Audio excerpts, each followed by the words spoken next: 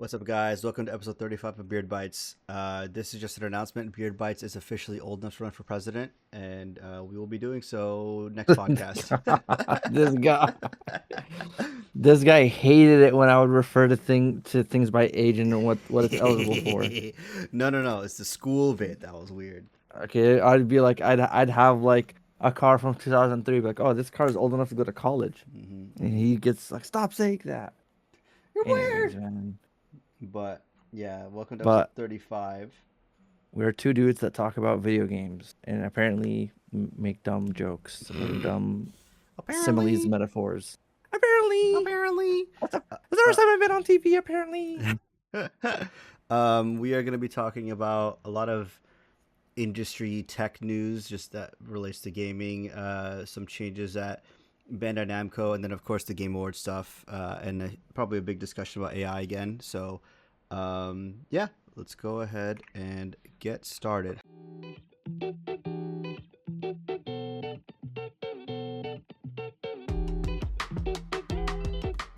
How was your week, Ahmed? Man, I'm just here being a corporate slave, really bringing shareholder value to the people, you know. All right, bro. Listen, man. Bro, this guy's making fun of an immigrant, all right? This is can't believe this, man. No.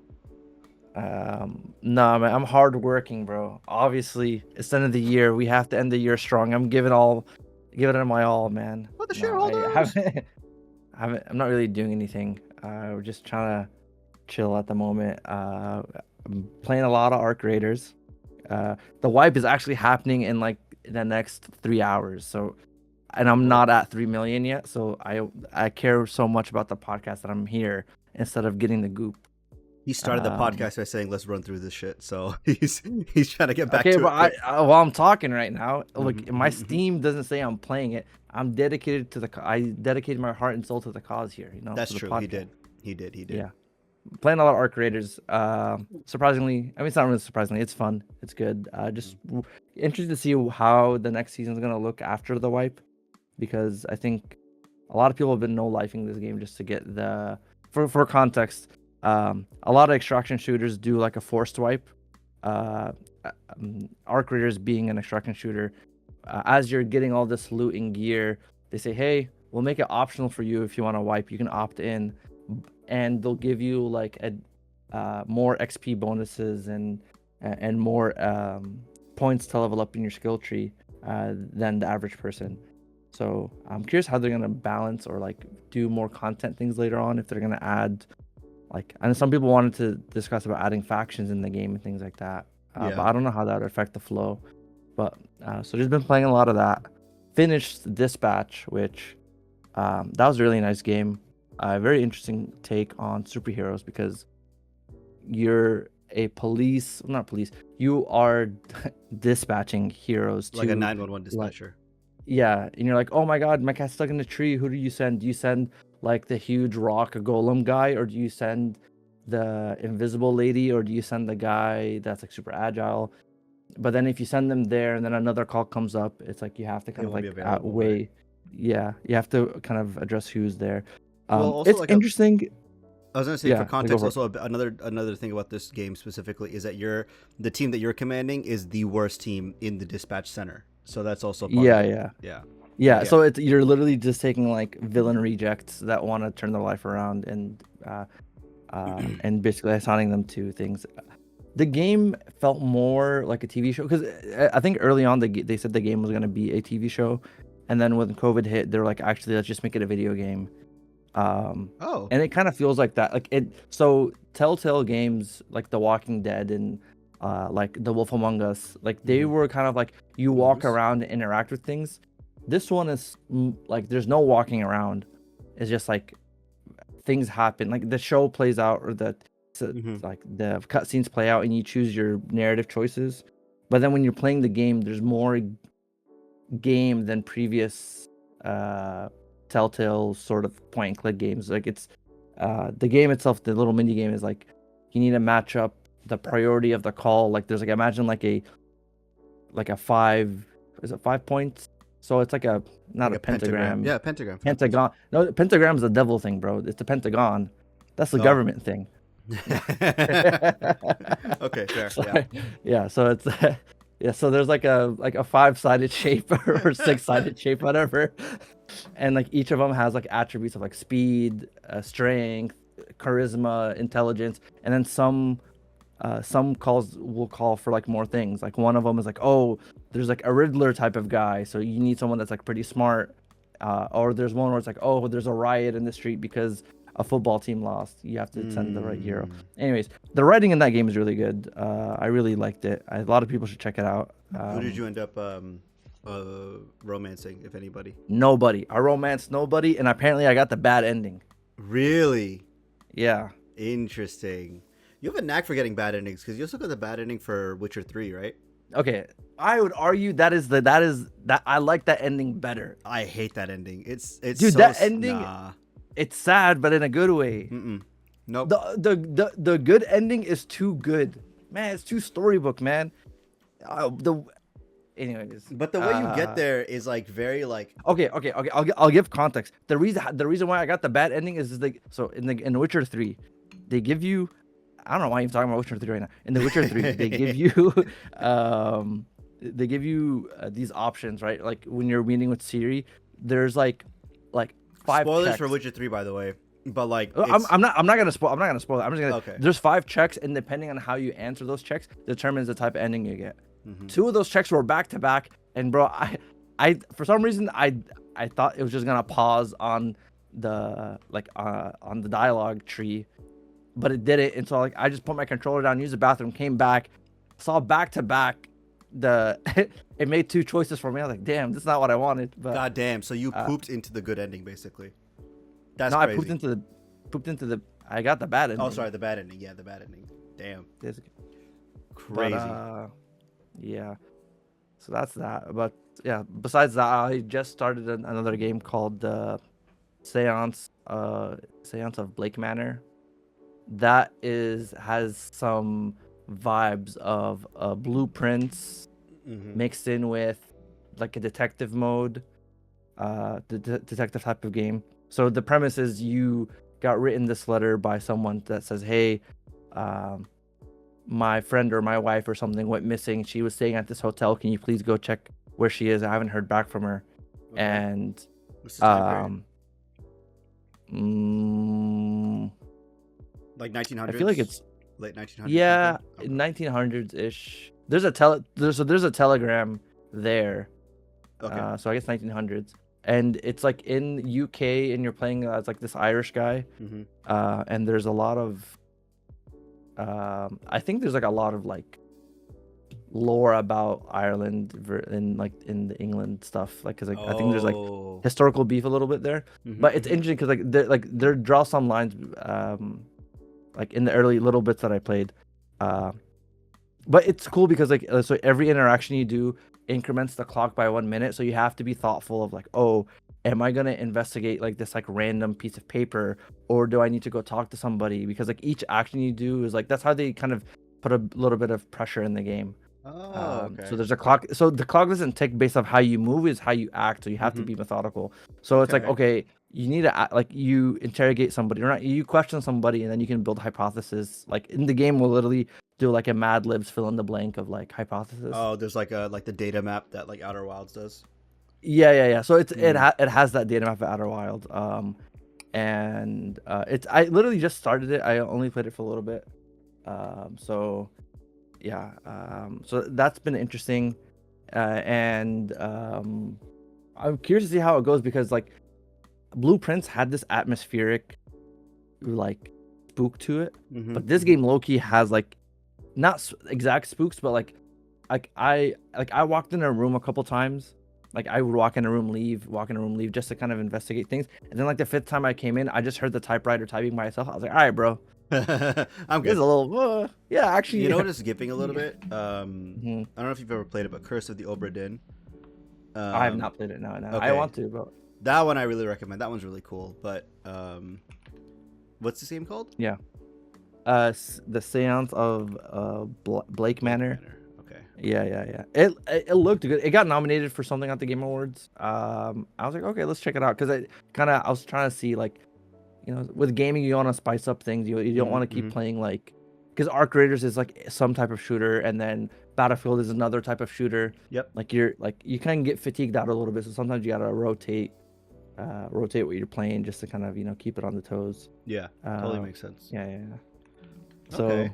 So, but that's kind of what I've been up to, man. What about yourself? Did you watch anything? You said you watched Oh, Avatar. right. Yes, dude. How can I, man? This guy's how'd you forget? Yeah, I watched Avatar on yesterday. What's yesterday? Yeah, Friday. Not Friday, 2 days ago. Yeah. I watched it in 3D. Okay. Low key, dude. Avatar movies, they're like, I don't want to say they're pandering to like lowest common denominator, but they're very safe. I think very safe. It's very easy for anybody of any age, of any demographic across the world to watch it and kind of understand what's happening in the plot. There's some movies that can go over your head sometimes and are like too much sniffing their own farts, right? Inception, right? A lot of people will be like, "Oh, it's so great and it's so deep and there's so many twists and turns, and is it really a dream or is it really him, and is this and that and blah blah blah blah." And it's like, okay, I'm pretty sure if I were to show this to my grandma, she wouldn't understand it, right? But Avatar, very easy to follow along what's happening. You don't really watch it for the story, you watch it for the visuals, and this is one of those movies where it's like, you should only watch it in 3D, in my opinion. Really? Otherwise, it's not. Yeah, it's okay. There's no benefit of watching it not in 3D. Did you watch the last one? Yeah, I watched the second. So I watched the first two in not 3D, and I was like, "Yo, this thing is a snooze fest. Who likes Avatar? How did this get #1 worldwide?" Yeah. Yeah. Fair question. Yeah, for such a long time. And then I watched it in 3D. I was like, "Oh, yeah." Like there's so much distinct visual clarity. Like it's like, and they don't do the visual experience through. And yeah. Story wise, it's not like crazy anything like that. Yeah. It's just, very safe. But they don't do the 3D where they push something in your face. None of that. So, but the 3D is used in like a diorama way where it's like you feel like the layers in depth. Like you can kind of there's so much visual clarity. I don't know how to explain it without sounding weird or stupid, but because the movie would also shift between frame rates. There's moments in the movie where it would be literally like 60 frames per second. Like I'm watching like a gameplay cutscene and then shifts down to like 24 frames a second when I'm watching it was funny. I was literally talking to a friend after the movie. I was like, hi. It was like playing a video game. Like it goes high frame rate when you're doing a gameplay and then cuts to the 24 cinematics. Yeah. But like in the high action moments, I'm not even saying this is a gimmick. Like legitimately, the 3D made it feel so much like better, like from the sense of like it sold the immersion aspect. Not that like, oh, I live there, but but the feeling of, oh, I can see each piece of you're scenery immersed in the movie more so because of it. Yeah. I'm like, I'm like, oh, dude, the background looks so clear because there's elements of depth to it, and like people standing next to each other doesn't look so flat. And it's not like the I'm gonna grab your face type of 3D. It's like it's just adding some level of depth. And I think with something that's holistically like CGI, except for like two or three characters, you kind of need that element that it just doesn't look so flat. Like, because without it, dude, it's gonna be a snooze show.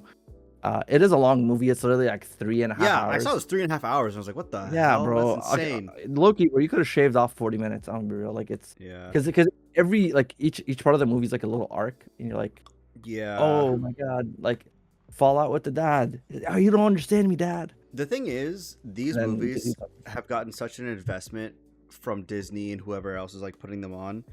Disneyland has like created like at the Worlds of Adventure or whatever, or like Animal Kingdom, they have like a whole Pandora like area, and it's amazing. It's so cool. The sets are super robust and well built out. But I went there only when there was one movie out, and I was like, why is there such a big like push for this? And then turns out it's because they've already signed for movies 2, 3, 4, and 5. So like, well, there's a 5th one. Yeah, they're trying to push. I think they're pushing it till 5. Oh my god, dude! How many elements are there? Yeah, well, He did water, fire. What else, bro? You meet Air. the okay. It's not really a spoiler. You meet the air people in this movie. All right. So what else is left, No, bro? you meet the fire people in this one. No, like there's like a segment in this one where you meet the air people too. Okay. I'm like, all right, man. They're really going after the Avatar, like. And then the guy's gonna shave. Like, what is the dad gonna? Is Jake Sully gonna shave his braids and he's gonna get a big arrow? Well, considering that's like his brain in the. Oh, actually, you're right. See, look, you paid attention to the movie more than me. Could you imagine I was gonna do it? Symbolic gesture, and he just like falls over. And right. He goes to the barber. Hey, yo, let me get the low taper fade.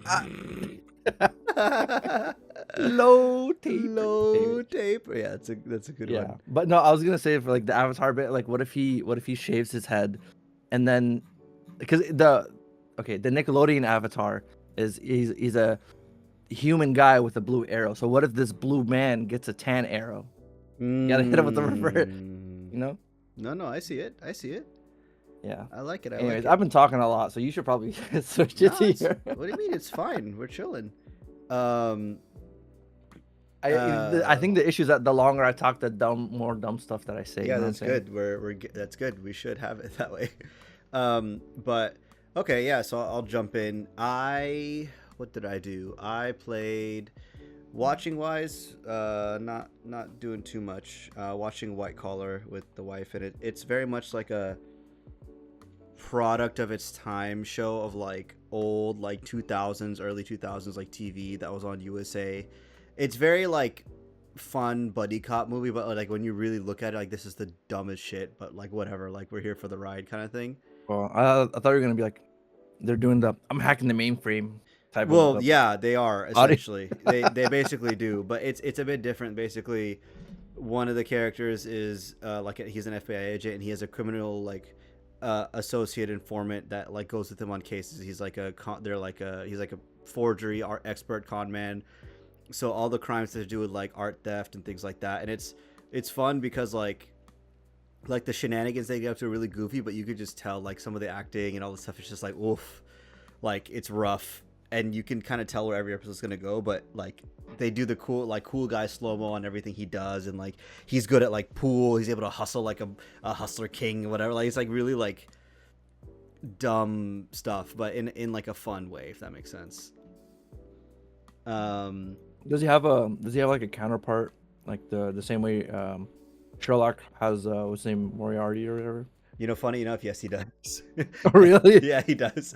And it's even goofier because I'm gonna counter thief you. Oh my god. Well, so the funny thing is like the main character, like Neil is his name in the show, Neil Caffrey. He's like a suave, like, you know, like super good looking, like thief that everyone like falls for, whatever. But you know, and then his counterpart is like, hey, I talk like this. I'm here to do the evil thing. Like Neil doesn't kill people, he doesn't use guns. But this guy's like, hey, I kill people. I like using guns. I'm gonna kill people. It's my thing, you know. Really? So, bro, I thought you were gonna be like, oh, is there an episode where he steals like a Fabergé egg and then puts it in the main character's pocket and that's he frames him like. Yeah, that happened already. That really? That literally just essentially, yeah, that just happened in that. Dude, I'm just making this up. Dude. I'm telling you, dude. Like every cliche, like we just watched an episode where they did the like they're coming into the penthouse. What am I gonna do? I need a way out. Don't worry, I accounted for it. In the middle of fucking New York, and he gets a parachute out and jumps out of this skyscraper. Like, and he has a fedora that he wears sometimes, just like super cringe. But he throws it off the balcony because he's like, I don't want to skydive with fedora. Gets to the bottom of the floor, and he's like, oh, okay, I made it. Does the handoff, and he's like, oh, my fedora, and he finds it on the floor and he puts it back on. Nobody in New York sees this guy doing that. Like, bro, I thought you were gonna say he throws a fedora, then he parachutes, and then he lands. Then he puts his hand in the air and just that would be too much. The show's not that campy, but damn, bro. But it's fun. It's like a very like episode of the week with an overarching plot in the background kind of thing going on. So very much just like schlock TV. You know, it's a good TV. It's a good dinner TV show. Yeah.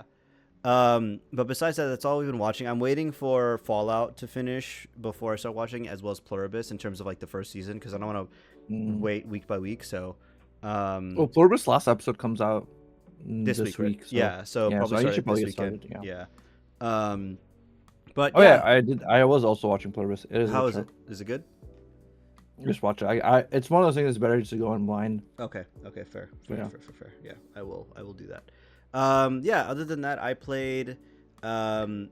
I've been playing a lot of Link's Awakening. I have like my treadmill, my walking treadmill set up in front of like the TV, so I can just like walk and play. So that's kind of the game I've been going at. It's like low like execution, if that makes sense.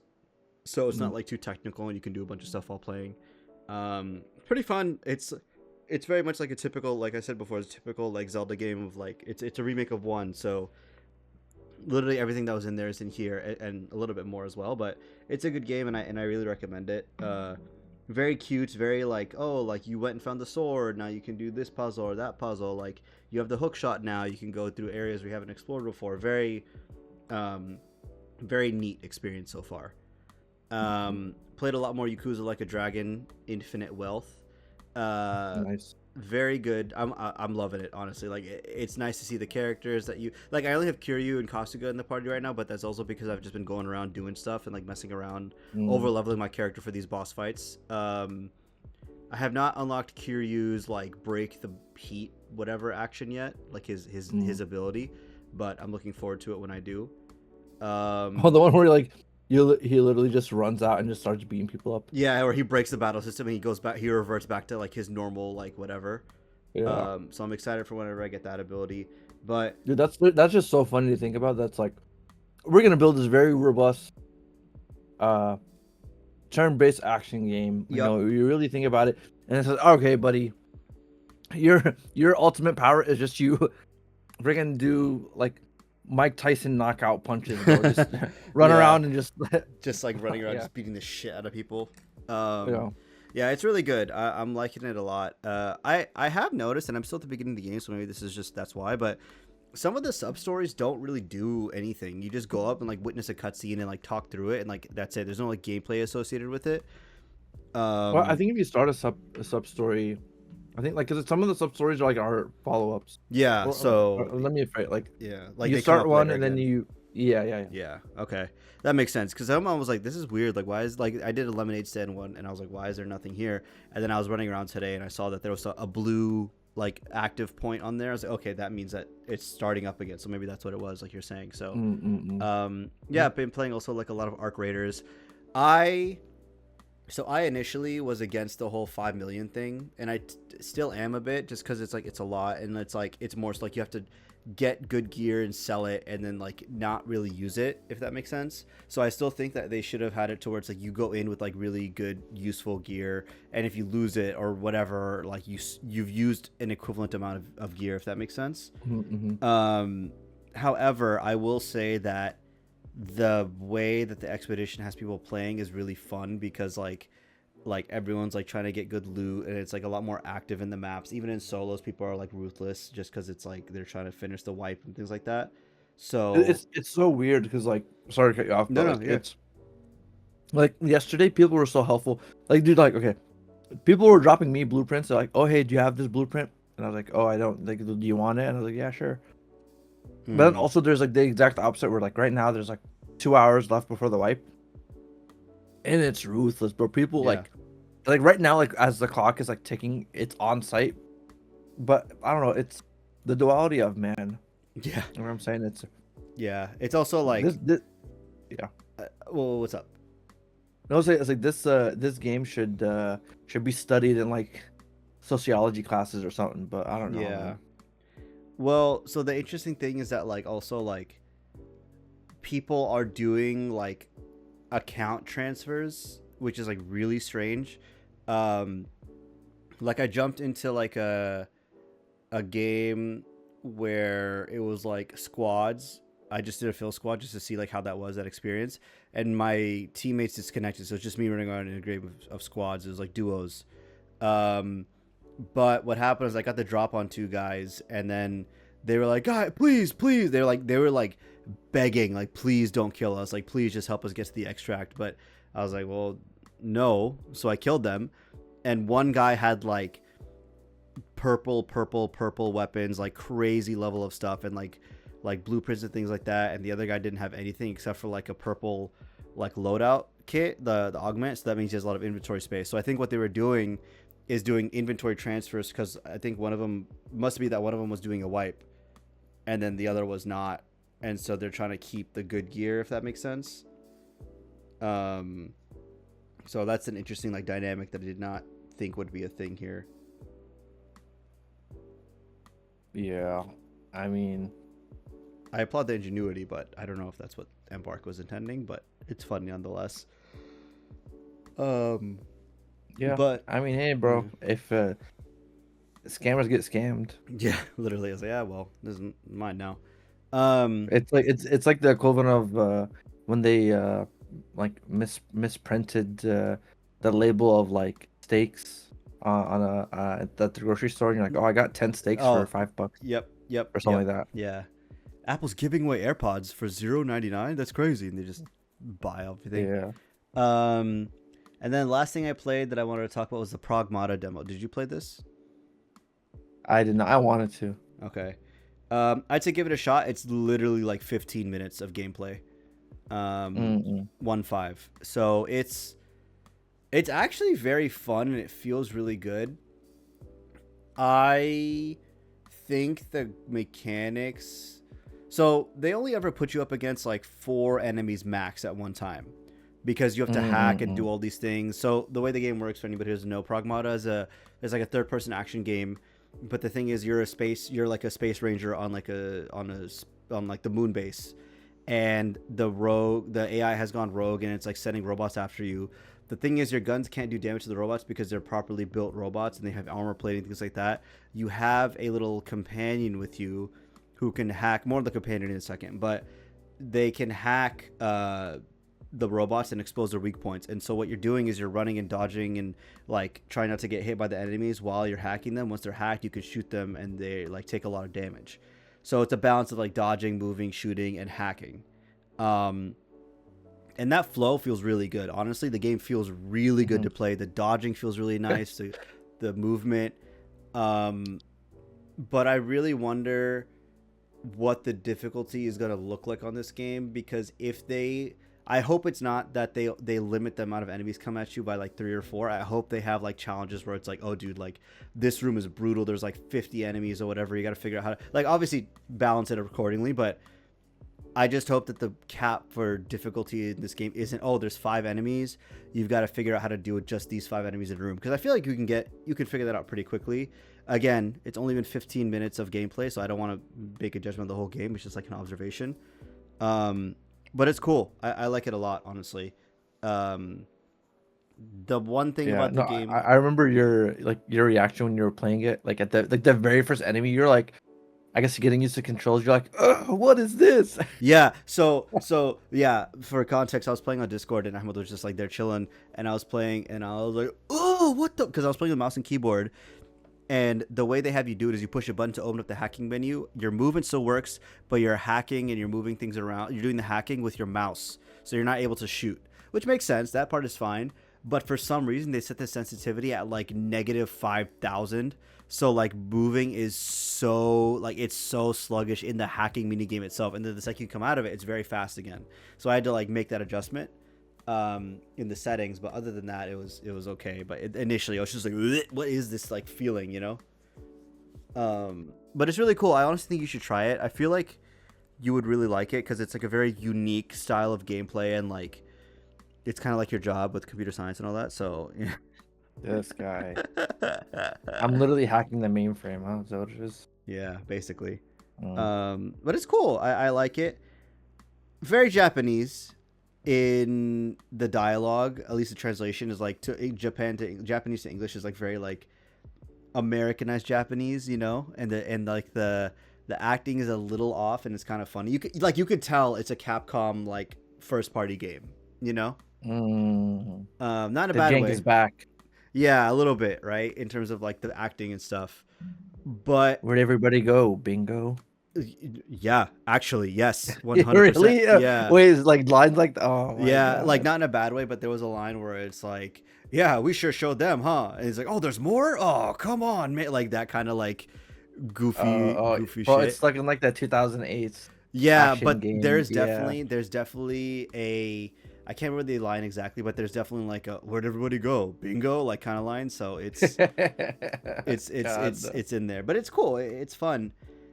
There is an aspect of the game that I'm like a little like weirded out by, and the fact that like your companion that can hack things is like a little girl.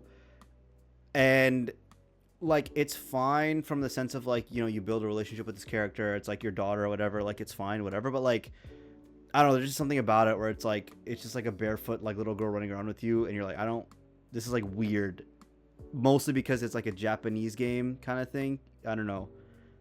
um it just gives weird vibes, and I don't know what it is, and I don't necessarily like it, if that makes sense. Mm.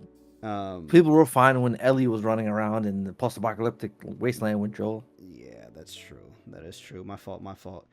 Damn, thing bro. thing Actually, or better Japan. you place Japan. Yeah, Yeah. place Japan. Yeah. But it's also could be just because they do throw you in like the middle of like, oh, they've already like got to know each other, like they place you in like the midpoint of the game or something. So that could also be it. Maybe it's just so Mm-hmm. jarring that's like, why, who is this random ass like little girl that's on my shoulders and stuff, you know? So um but yeah, it's fun. I really recommend you try it. It's really cool, honestly. Very, very different in terms of gameplay and like feel. Did you ever play Vanquish?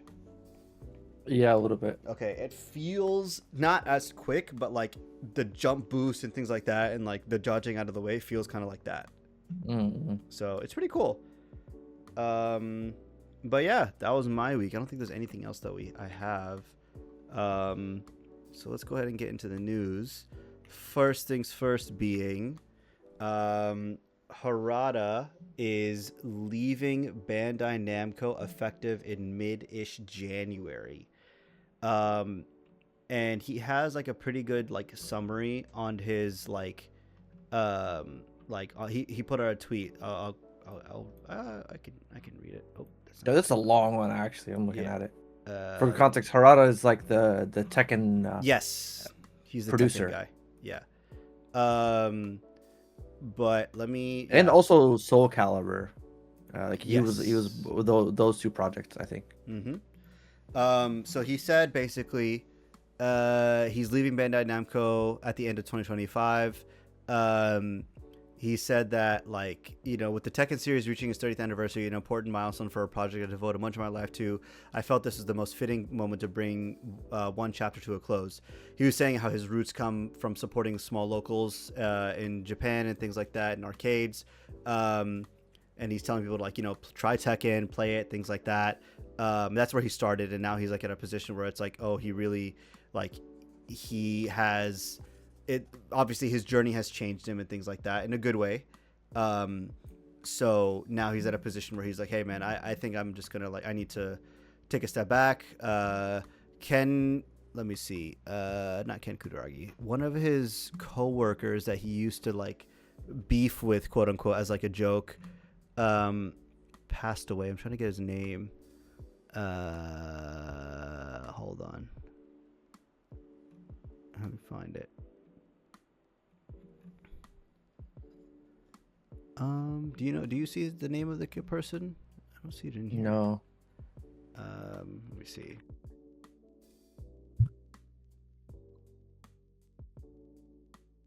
Itagaki, yeah. He created Dead or Alive and Ninja Gaiden. They had, you know, they had some like professional beef, but they went to college to get things like that. He says also, like, hey, like, his passing like did affect me in a way where it's like, you know, like, that's like one of the OGs and he's gone, and I feel like it's not like my time has kind of come for me to retire type thing, you know? Mm. So yeah, so he's stepping down. What he does next, we are not sure 100%, but I think it's kind of cool that he's like able to leave on such like on a note of like, yeah, he ran this franchise for so long. Now he's like, all right, I'm gonna take a step back and let the next generation come up and run it, you know? Ah, dang, bro. I'm looking at the tweet he posted. He posted something like in October once his friend Itagaki, passed away. Yeah, and it's him like it's like literally Facebook Messenger, and it's like the day before. It's like, hey, let's go drinking, let's make some noise, and then it's like, yeah, let's do it. And then the next message is, Itataki-san, please tell me this is just a lie. And I was like, damn, that's Yeah, dude, it hit him yeah. hard. Yeah, He literally says in the post like it's a long post, and at the bottom he says, I'm really depressed. So yeah, it's yeah, hey man, bro, like you did your thing, bro. Hang up your jersey. yeah, You put your time in. You gave people a good game. exactly. I And think he's one of the people that is very much like whatever people's thoughts are on Tekken 8 at the moment, even if people don't like it. He very much did push for a lot of what made Tekken 8 very unique currently now in terms of like it's very easy for corporations to come in on a fighting game and say I want it this way, I want it that way, like make it more simple for like tournament play, if that makes sense. And it yeah. takes a big personality to, and like Street Fighter 6 has this, and Harada has this, like in terms of like being able to tell the company saying no, we're going to run it how we want to run it in terms of like a fighting game should be run by the community, things like that. So that was cool to see when he did do it. Yeah. um, Hey man, yeah. the goat, one of the goats, man. Probably on the Mount Rushmore. Yeah, honestly, I could see it.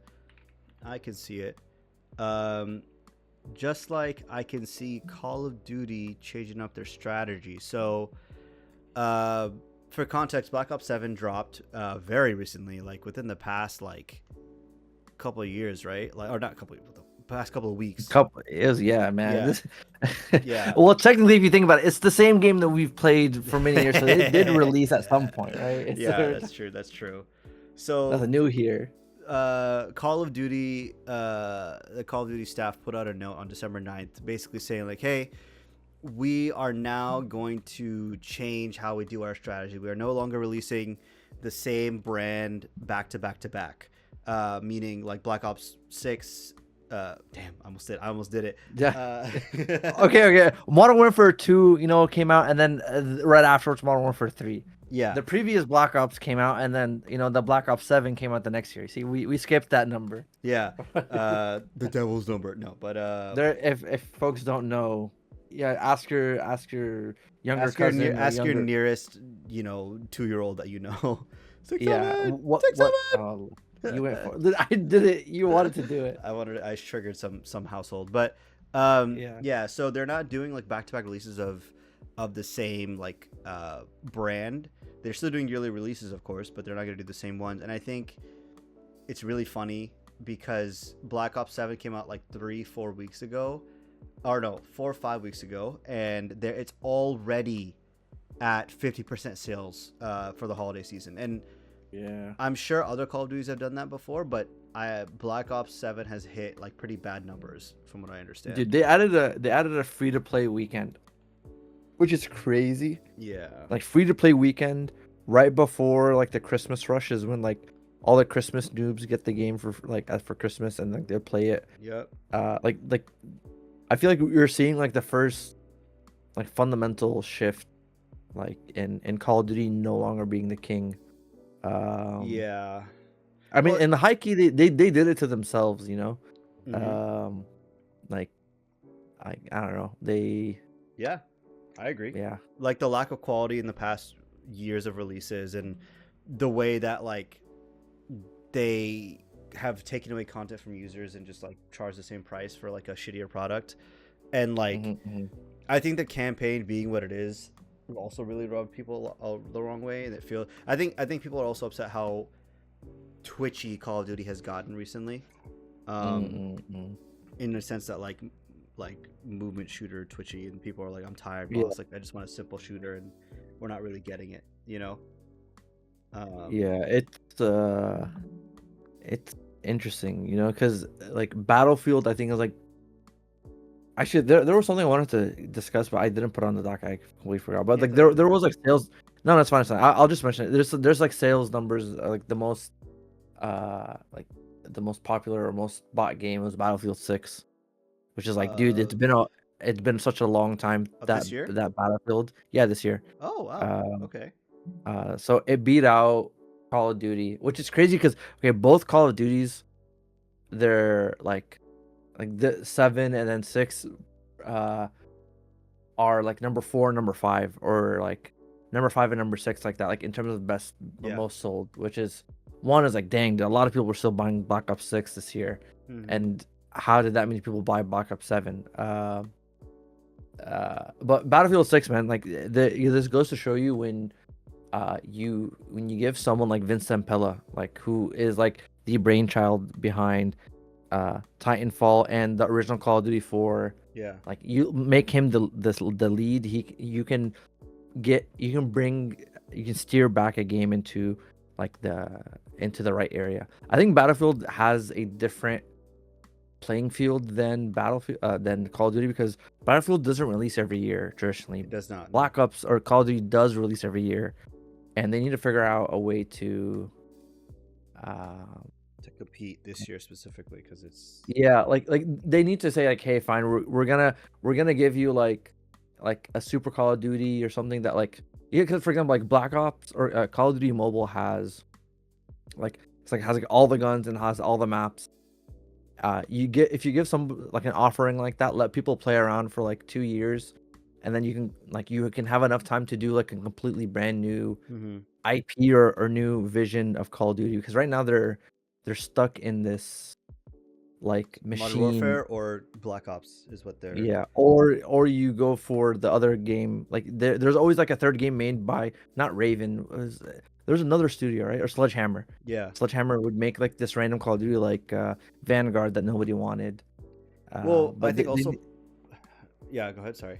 no, go you go. Well, I was gonna jump in and say that I think part of it, a huge part of it, is that uh, Call of Duty has very much fallen away from its like previous identity, and Battlefield is coming in here with that old identity of, I mean, like what Battlefield usually is, except for Yeah, 2042, yeah. and people are like, oh shit, like this is nice, very simple, not simple, but like Mm-hmm. very down to earth, like pretty cool shooter. Campaign is You know exactly what you're getting with Battlefield, yes, yeah. Um, Um, mhm. and Battlefield is specifically taking action to like combat like the movement shooter like tech, like they see people doing certain things and they're like, oh, all right, we got you, and they cut it out, of the game. They like add nerfs in things like that because like, hey, the game is not meant to be played this way, we don't want the game to turn into that. um Mhm. you know so I'm not surprised to see this change in strategy because of the of the flop that Black Ops 7 was, but I'm honestly like curious how it's going to change up they make the future games. Yeah, because I mean we're gonna probably talk about it later, but like they heavily used AI and some things like Yep. the art and stuff, which Yeah. like I don't know, like there's like like they're cutting corners, but you can tell, especially with like the campaign, because Yeah. there were numbers back in the day that were like, oh, not that many people play the campaign, but they spend so much time building it, so they Yeah. got rid of it in like Black Ops 4, and then people were complaining about not having a campaign, Well, and they're like, people okay, we'll complain bring because they're back like, you're paying a full price for like the same price as a normal campaign would be, like a game with a campaign. I think yeah, that's just a yeah, part of it. Yeah. exactly, yeah. I think it's I don't know. I think there's like a broader discussion to be had here about what the value proposition is for customers, because um like like to me intrinsically, like having a Call of Duty campaign is amazing. I used to seek out to play it, but Mm-hmm. now they kind of got worse and I don't seek it out. But like Yeah. in Black Ops 2, I like there like there's some article that says like some crazy number that's like, oh, like only like 15% or like 20% of players completed the campaign. So it's like, why Oh would they wow. spend so much money fleshing out like such good stories and doing all like Black Ops 1 campaign was immensely like epic. Like imagine like Yeah. they spend all that Yep. time crafting such a deep story, and like high key you could have taken that script and put it into a movie. It would have been a banger. And Absolutely. then Yeah. and then now like, oh, people just ran into the multiplayer. So Well, it's like like, I yeah. can see from their perspective, like, okay, why are we? It's like imagine you build this whole like dinner spread, and you have all this stuff, and like you have like a roast beef, you have a turkey, you have like a like the whole shebang, and then you realize like, oh dude, like people were just eating at the salad bar the whole time, and it's like, okay, why are we? Yeah. Okay, let's just give everybody salad bar, and then it's kind of that. I would also make the argument that like your game, even if it's more time, more money, all this stuff, your game will not suffer from having a good campaign. It will only get more hype because I know people, and I'm sure you know people as well, who are like, I'm not really into multiplayer shooters. I just want like a good story, and they'll buy a game just for the story. I know people who played Titanfall 2 just because of the campaign was good. You know what I'm saying? Like, your turnaround from jumping from the campaign to multiplayer is a lot higher than just putting out a shitty campaign and just forcing people into the multiplayer. You know? Um, yeah, I don't know. I hope that they get back to writing good stories, because like good shooter stories are few and far between generally. Mhm. And if you're one of the big blockbuster ones, it would be nice to have a good story, but you know, no guarantee, obviously. Yeah. Yeah. I mean, hey, like, or just make a completely different game that's not Call of Duty. You know, but then Maybe. but then like all the designers, the OG good designers are not there anymore. So like, you know, Yeah. what does that mean? Yeah, Uh, that is a good question. I don't know. I yeah, don't know. but they definitely for sure just need to delay Call of Duty, in Oh my yeah, opinion. Yeah, yeah, I agree with that. Just like Deus Ex, right? this guy. But I lobbed you up this I know. thing, man. I was trying desperately to figure out how I could. I was gonna say it. My brain literally. I was like, I'm gonna do it, and my brain's like, no, you're not. And I just lost it. Uh, I'm sorry. Here, we'll go again. I'll load up to you. Okay. no, it's fine. No, Just no, read. no. Oh my Okay, ready? god, Oh, bro! just Hey, you here we guys need to go. know we do this thing live, bro. Yeah. On Okay, ready? episode 35. Here it comes. Okay. Oh, just like Call of Duty, they should delay it, I think. You ever have a dream that you Please. Oh my god. Okay, let's get to okay, Deus Ex Remastered has been delayed, which should have been the segue from Call of Duty. Anyways, Deus Ex Yeah. Remastered is delayed indefinitely. All pre-orders are refunded. Which kind of sucks, man. Uh like I I really like the Deus Ex, like, not reboot, but like the Human Revolution, Mhm. and Mankind Divided. And so I was looking forward to play this one because a lot of people say this was a lot better of an immersive sim and had more options for you to do things. Yep. Um, but hey, s- sucks that things play out the way they play out, man. Hopefully it doesn't get canceled, I guess. Yeah, I hope not either. I hope, or rather, I hope it does not get canceled. Also, but realistically, it's probably like going to, because it's in that whole Embracer Group like shakeup thing that was going on. Remember? So Yeah, the IP is basically cursed to development hell. It looks like. man. Um, Release me. they said, "Oh, Ahmed likes this game. Kill it right now." Yeah, bro. Honestly. um, I just wanted to. It's just a good game with cool vibes, man. It was my. It's what I want Cyberpunk to be. What I mean, yeah. Cyberpunk is it's its own good game, but this one just had something that like it made me feel cool. That like I was like, oh, let me move the gate here. And the hacking mini game was so good, man. It felt very very engaging. Uh, Anyways, I well, like the thing is, like there is a lack of like an immersive sim like in the space currently. Like I don't remember the last one that came out. I think it was I think wasn't Vampire Masquerade 2, was that an immersive sim or no? Am I misremembering? it was should have been, but not super. Okay. I guess yeah. Um but then the other one is that Redfall. no, Okay. after Redfall there was another one, that time game. No. Uh Wait, Deathloop. Deathloop. Yes, there you go. Oh, Deathloop came out first. No. Did it? Oh, okay. Well, there you go then. Arcane True. This guy is not Redfall. an Arcane fan. Well, they've been working on the So Blade game for however many years. They announced it. Let me see. Game announcement. This was announced in 2023. So I don't know. We haven't seen anything from it since that first initial trailer. So yeah, maybe it's like the movie where it's just stuck in like development hell. Like no one knows yeah, what's yeah. happening with it. But yeah, I don't know. I am It's tough. very surprised. Or Yeah, rather, yeah, I'm surprised that it got removed, but or delayed indefinitely.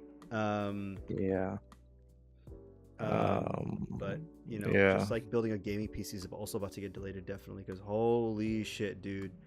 Um, Yeah, that was a good segue. thank you. So so there's a couple stories in here which group it all into one big thing here. But essentially what's happening is that AI is the next big thing for tech companies and manufacturing teams, things like that, right? Pretty like self-explanatory. Seeing news for it, all that stuff. It's now starting to affect various different aspects of the gaming space, or rather, not even gaming space, just like CPU space in general and like electronic space. So the first one being Micron is exiting its consumer RAM market, and they put out a statement, but statement's kind of just corporate BS talk. Essentially, it's just like, hey, we're leaders in the industry. We're gonna pull out the consumer area, and we're gonna fund strictly to data centers. Yeah, Um, so this includes the RAM and their and storage, so like SSDs and things like that. oh, So it includes the storage too. I didn't realize. yeah. Oh, So Micron is behind the Crucial brand. Um, so if you guys know anything about computers, RAM is pretty crucial. Okay, sorry, that was I had to go for it. But yeah, so it's I think the view is that it's much more profitable to sell to data centers. at data centers, right? Yeah, I mean Like they can charge and triple the price to them and yeah, easily. so and like it's one is that like they can probably mess around the price, and Yep. also like there's a constant buyer, whereas sometimes like if you're building like imagine AI, like the AI pressure didn't exist and they just had a bunch of RAM sitting on shelves, like like they could push a lot more weight and push like if why am I speaking like this is drug terms, like this is I'm watching The Wire. They're pushing weight the cost of a brick. Yeah. Anyways, but they can run their factories at full capacity and sell every single stick of RAM that they're flying off the shelves, Whereas for a consumer standpoint, it's like, oh, you have to wait until there's people to consistently buy things, and Yep. yeah, so um, It's all. and Yeah. yeah, like this, it's not just even like in Micron and the consumer level, like this is even within within like business units like of companies. So like Samsung right now, like Samsung is a large corporation, and they have so many different business units that all have their own independent like desires and like business needs. Yeah. So the Samsung like hardware division like makes RAM and makes like screens and makes stuff, and they were gonna work with like uh, Samsung Electronics that like makes the phones, Yep. and so they basically said, hey, like even though they're the same Samsung, Well, like so under the so same umbrella, the mobile like builders yeah, put in an order to Samsung, like yeah, component manufacturing, and Samsung component manufacturing said, "Nah, we're not giving that to you." Um, yeah, like so like basically like they're like two siblings living in the same household, but they're like, oh, like I can make way more money just going outside and selling RAM to somebody else instead of selling to some like to the person like themselves. yeah, yeah. And then also another start cut area that's happening is that Nvidia plans to start cutting its GPU supply by 30 to 40% in 2026, starting with 5060 Ti, 16 gigabytes, and 5070 Ti. Um, but like it's hitting all areas of like, and for anybody who doesn't have a PC or whatever and is like, well, I don't really need these parts, this will affect other consumer electronics too. When it will affect phones, it's going to affect game consoles, and like even pre-built computers. All these things are going to get vastly more expensive because of all these commitment of resources to the AI data centers and things like that. So Yeah. Ike yeah, also it could affect cars, right? Because yeah, it chips could. and all this other stuff like are used in smart cars today, like the more electronics that are in there. The steam machine is gonna the price of that's gonna be going up more than what it was previously intended to be.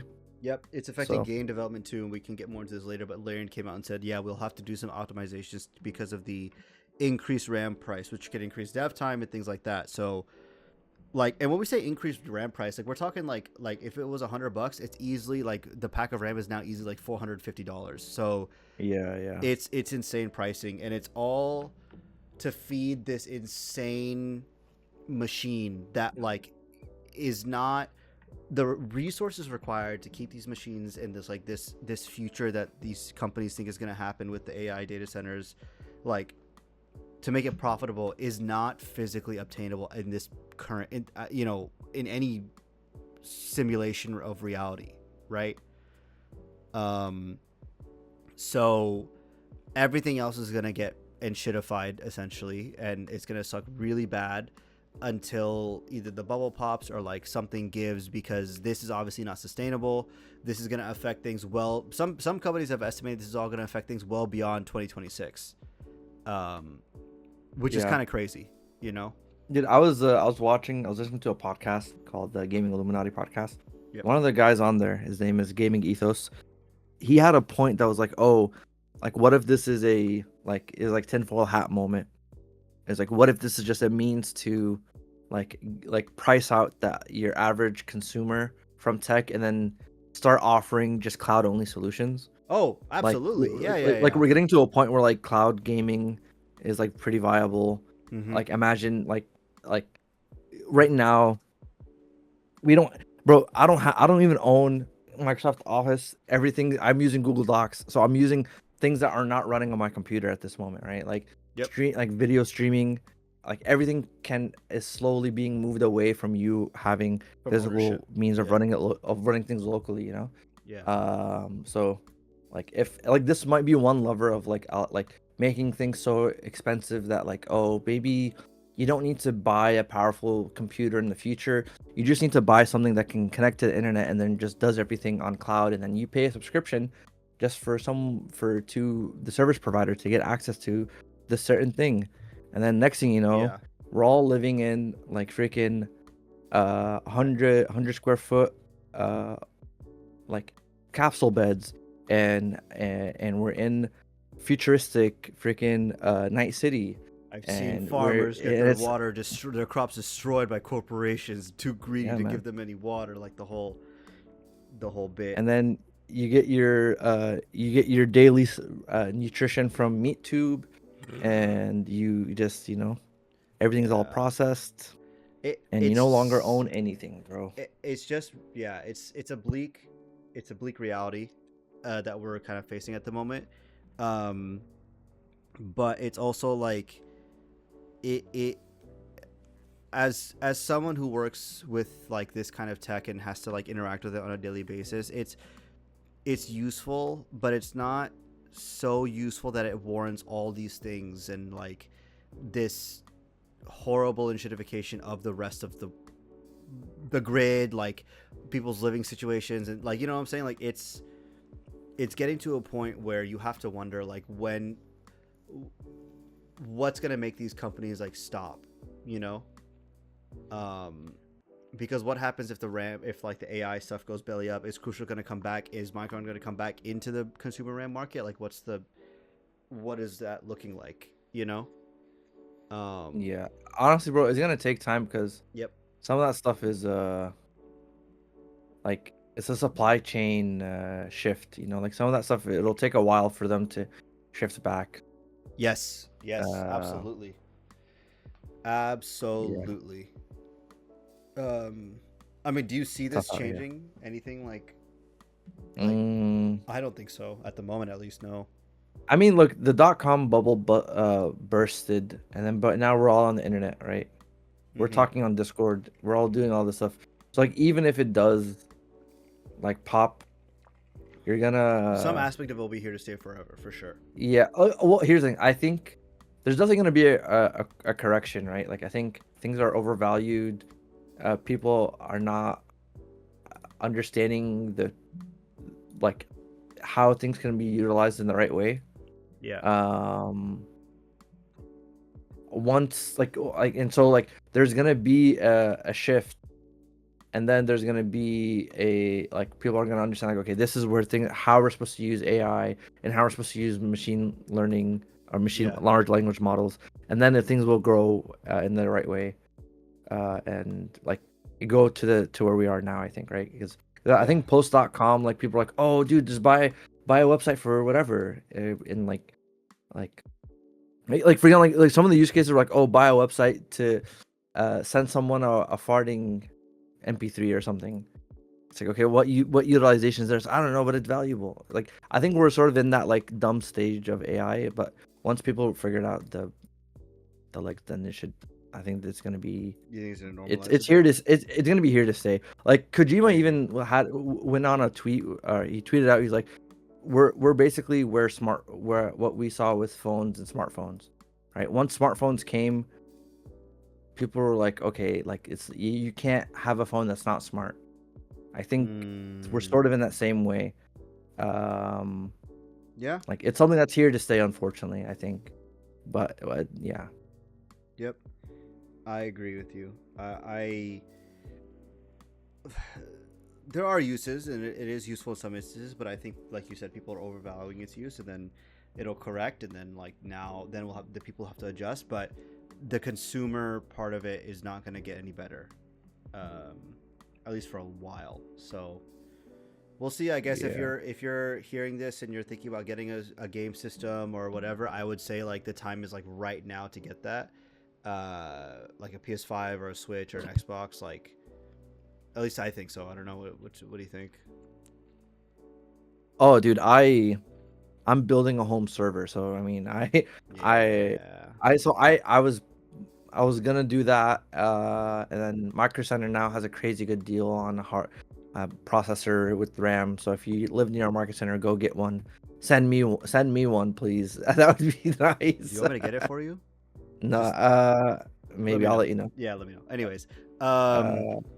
guys, my actually, I was gonna say something stupid. Never mind. But you should definitely, you should, yeah, I don't know, consider owning your things, because you don't know what the future's gonna look like.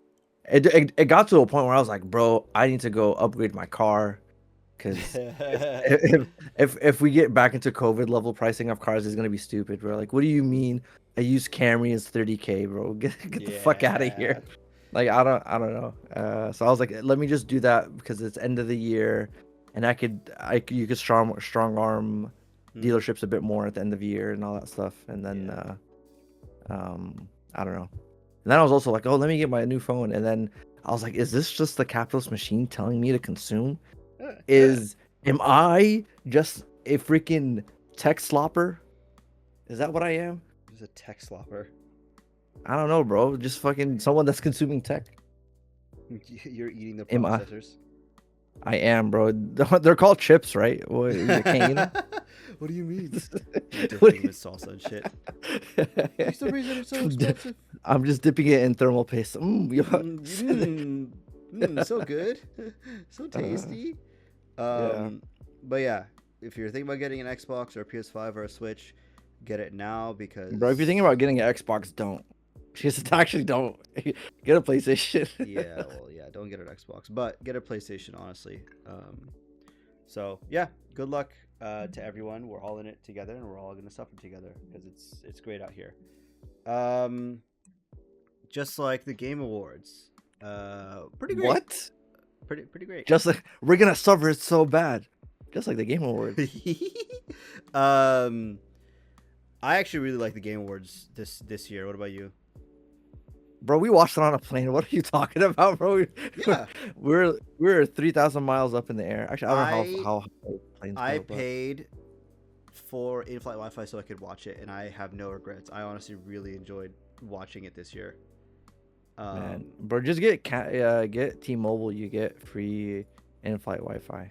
that's true. Whatever. Yeah. But yeah, what Anyways, would you give it out of 10? I would say it was a solid like 8 out of 10 in my opinion. yeah, I would say 7 or 8. Okay, nice. Yeah. Yeah. Um, I really liked like the in play like in person actors and all that stuff that they had like in the show with like the ropes and things like that. That was pretty cool. Um, Mm, it's also like really expensive for any show to do that in a theater like that. So you can tell where those $1 million per ad things went because that shit mm, was expensive. But you know, if it's a good show, I don't mind it. Like it is what it is. You know. yeah, yeah. But we have so we'll go through the winners. If we want to pause and talk about it, feel free. So player's voice, which is the 100% player voted category. Wuthering Waves is the winner. Bro, get this gotcha bullshit out of my face, bro. Yeah, people made the argument that gacha games should not be allowed to do it because they can literally bribe their players to vote for them. You know, Yeah. so yeah, not surprised that a gacha game won it. Obviously, I don't think it deserved it, but whatever. It is what it is. Best esports team, Team Vitality, PS2. Bro, just skip all the esports stuff, bro. Well, best esports game was Counter Strike 2. I feel like that's important, but Bro, who, man? Oh my god, bro. Most anticipated game, Grand Theft Auto 6. No surprise there. Okay, so there. Didn't this win most anticipated of last year too? I think so. How much anticipation can they have? Yeah. Yeah. Like I feel like someone I think it was the FPS podcast, the frames per second or frames per second podcast. They were saying like, yo, should there be a limitation on how many nominations like the same game can get for most anticipated? Because it's like, I would think so. I agree. I mean, okay, Witcher 4 is gonna be on here the next couple of times as well, you know. Yeah. But then you can say the same thing about best esports. Like, how many times has Dota and League been on best esports? Yeah, but that's different. Like, I feel like there's like a few like big brand esport games, and that's like those are like the few that are, you know. This is like, okay, yeah, like we know it's most anticipated this year. Like it's not gonna, if it's here, if GTA 6 is here and it was here last year also, it's not gonna change next year. You know what I'm saying? I mean, it's Yeah, released that's what next I'm year, saying. but you know, I mean, maybe.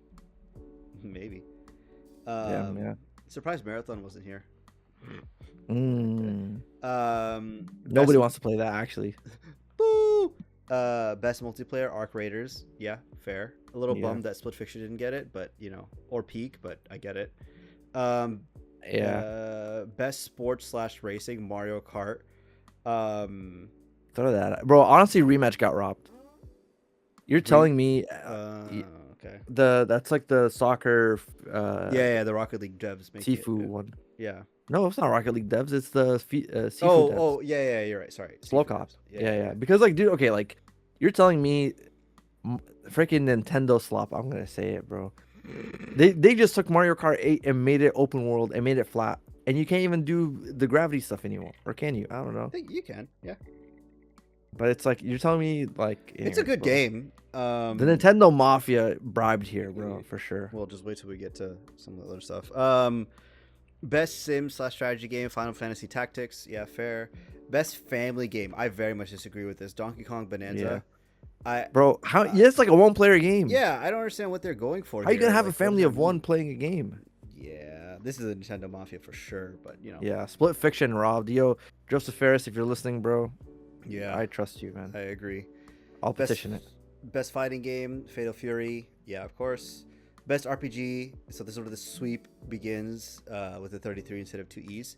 Clair Obscure. I feel like this one was pretty obvious.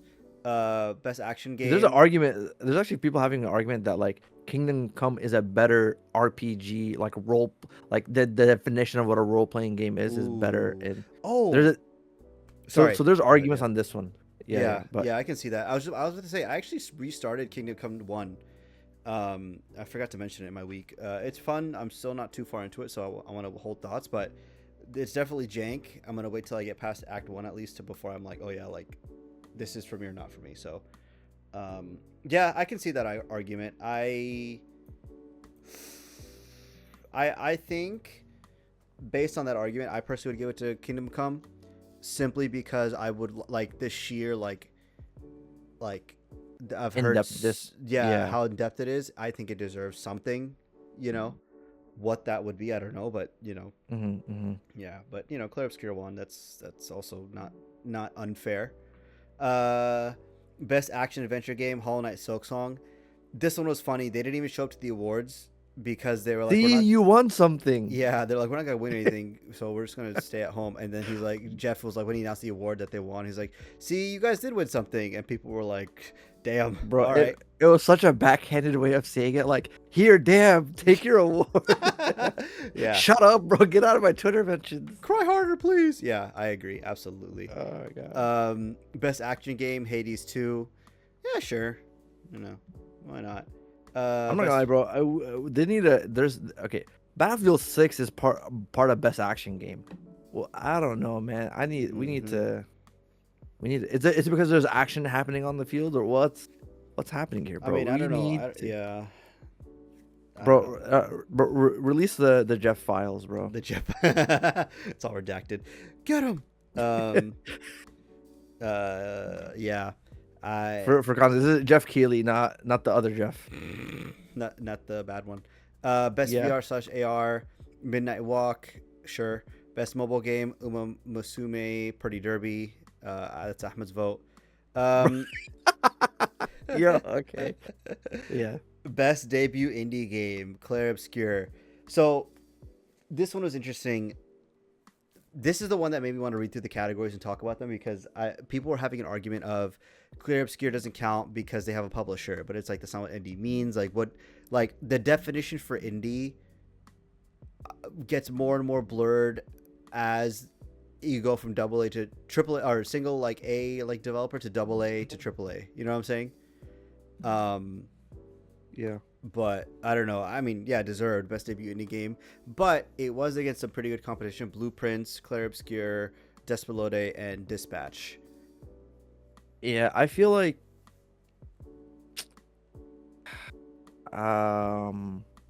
I don't know. To me, I feel like Blueprints got robbed here. Because Mm, okay, so I think for me, like definition of like indie is like well, this is not really a definition. This is like a gut feeling. Like, what do I think when I think of indie game? I think it's a game that does something like it's like you okay. Usually it it's like a much smaller size team, and it's like the first time people are doing something independent. But this translates into someone making a very unique experience, right? Like when I think of indie game, I'm thinking games of uh like at the time like The Binding of Isaac, uh Outer Wilds, which is like the space one, the mm-hmm. exploration one with like um the time loop. Yeah. And then I'm thinking of Fez, and I'm thinking of what's the other puzzle game? Um Which one? the one with the little fox and Tunic. the puzzles. Tunic, right? Or Runic Tunic? Tunic. I'm thinking of Tunic, right? Where it's like you have these games that are like super unique, or the what's the other game? The one with the lines. Is it The Witness? Uh, Witness is a puzzle game. it's the one where like you're drawing lines and like I'm thinking of like experiences that like you would not have gotten anywhere else. That's not like that's not the part of the DNA of indie games, but it's a correlation I've seen with like really good indie games. I think that they And should rename this category instead of best debut indie game. They should change it to best like debut idea or something like it's a category based on uniqueness because everything else in here is relatively unique besides Clair yeah, Obscure. yeah. Um, Like Blueprints, honestly, the concept is so unique. yep. Like it's and I feel like they need to get recognition for it, right? Because there's best debut indie game and then there's best independent game, right? Mm-hmm. I think the difference between the two is like, oh, this is the first game for the studio or for this like person that they've made versus like, oh, this is the best like double A or single A game that's not by like a major publisher. I think that's like the line between the two. Gotcha. Okay. But I don't know. Because here's the thing: the fact that like Clear Obscure was gonna go, like, I mean, I think the writing was on the wall that it was gonna like sweep. Yep. I think they should have like made room to like prop up other people that shine, to me, shine brighter in the category, right? Like what? I see what you're saying. Because there was also arguments that like, oh, in the Game Awards they should implement like an anti-sweep policy, which is like I don't think so. it's like I I don't think know. that if a game does so well that it is getting, you know what I'm saying? Like it, like we're saying that me and you are saying that Blueprint should have been like gotten something, but at the same time, when we saw that Claire Obscure won, I think we were like, yeah, okay, you know, like It fair, makes sense. you know, Yeah. like Like it I'm is, not super upset or anything, but yeah. I'm just thinking like You're saying the like greatness of Blueprints deserves to be recognized in some manner, which I I 100% guess agree with. I okay, I guess let me phrase it like this also, right? Is that like the nature of indie, like um like elicits this feeling of the ragtag small group of folks, right? Which I mean, Uh-huh. granted, this Clear Obscure has a small group of people that made the game and stuff, but the fact that it's like sweeping, it's like, okay, dude, you're doing like, I like it's one of those things like you look at after the fact. You can't really judge it like right then and there, but like the optics is, oh, here's this category for to celebrate the small guy. Okay, the winner of that category went on to go and just dunk on everybody else. Like got 9 out of 13 awards, like that they were up for. Well, Okay, it doesn't seem like, it feels like you're not the small guy anymore. well, that's the Okay, thing. Like, I see what you're saying, yeah, but like it's yeah, this is like, honestly, this is all like an emotional reaction. This isn't like a hard and fast rule or anything, but this is just sort of like, you look at things after the fact, you're like, oh, like why was like, it's okay, imagine you have like this like buff ass huge ass linebacker of an 8-year-old, and Mhm. he gets to go wrestle with the other 8-year-olds, but high key this dude could be a starting linebacker for like the fucking for the Jets, or like a football team. Yeah. It's like, okay, like you, I think you shouldn't be here, but like by qualification, like by the definition, you're here. I don't know, like that. I see what you're Again, saying. I it's a very think, subjective emotional feeling. yeah, I think I'm gonna push back and say that, like, I see what you're getting at. At the same time, I guess two questions. One, would you feel the same way if it was swapped and Blueprints won 9 out of 13 versus Clear Obscure, right? Theoretically. And two, I think that greatness genuinely deserves to be celebrated as, like, we both played Clear Obscure and we're like, oh my god. You know what I'm saying? Like, Yeah. and we did, For context, I've bought 3 copies of Clear Obscure. I'm not even joking. yeah, Like, right? Heidi and I both have Steam Family Share. He bought a copy and I bought a copy. Yep. And then I bought a copy for a friend's birthday. And then I bought a copy, a deluxe copy for me to play on the PlayStation. Like, okay, I'm a hater, but I'm saying some more. I voted with my wallet. Okay. Yep. I see what you're saying and I see what you're getting at. I would just simply say, like, yeah, I get it, but at the same time, I think in this specific case, I think that they should have a category for like best unique idea, something that's like genuinely different that the games have done. And two, I think in this specific case, I think it just sucks that Blueprints had to go against the beast that is Clair Obscur. I Fair, think that's yeah. just the way it is. But I see what you're saying. I just don't think the anti-sweep rule is the way to go, simply because it's like it would take off. I feel like Yeah, if a yeah, game is sweeping, it deserves to sweep. You know, like, fair, yeah. in both ways of the argument. Like, I'm saying this for Clair Obscur, made by an indie studio, or like if Blueprints did it, I would say the same thing.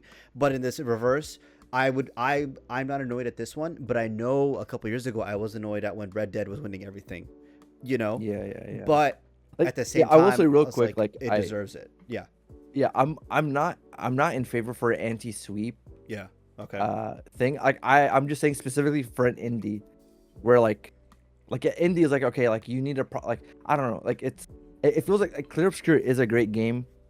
I really enjoy it. It's like, I think like the fact that like it's the most nominated game at the show, in the history of the show, the most correct. accoladed game, like has won the most awards.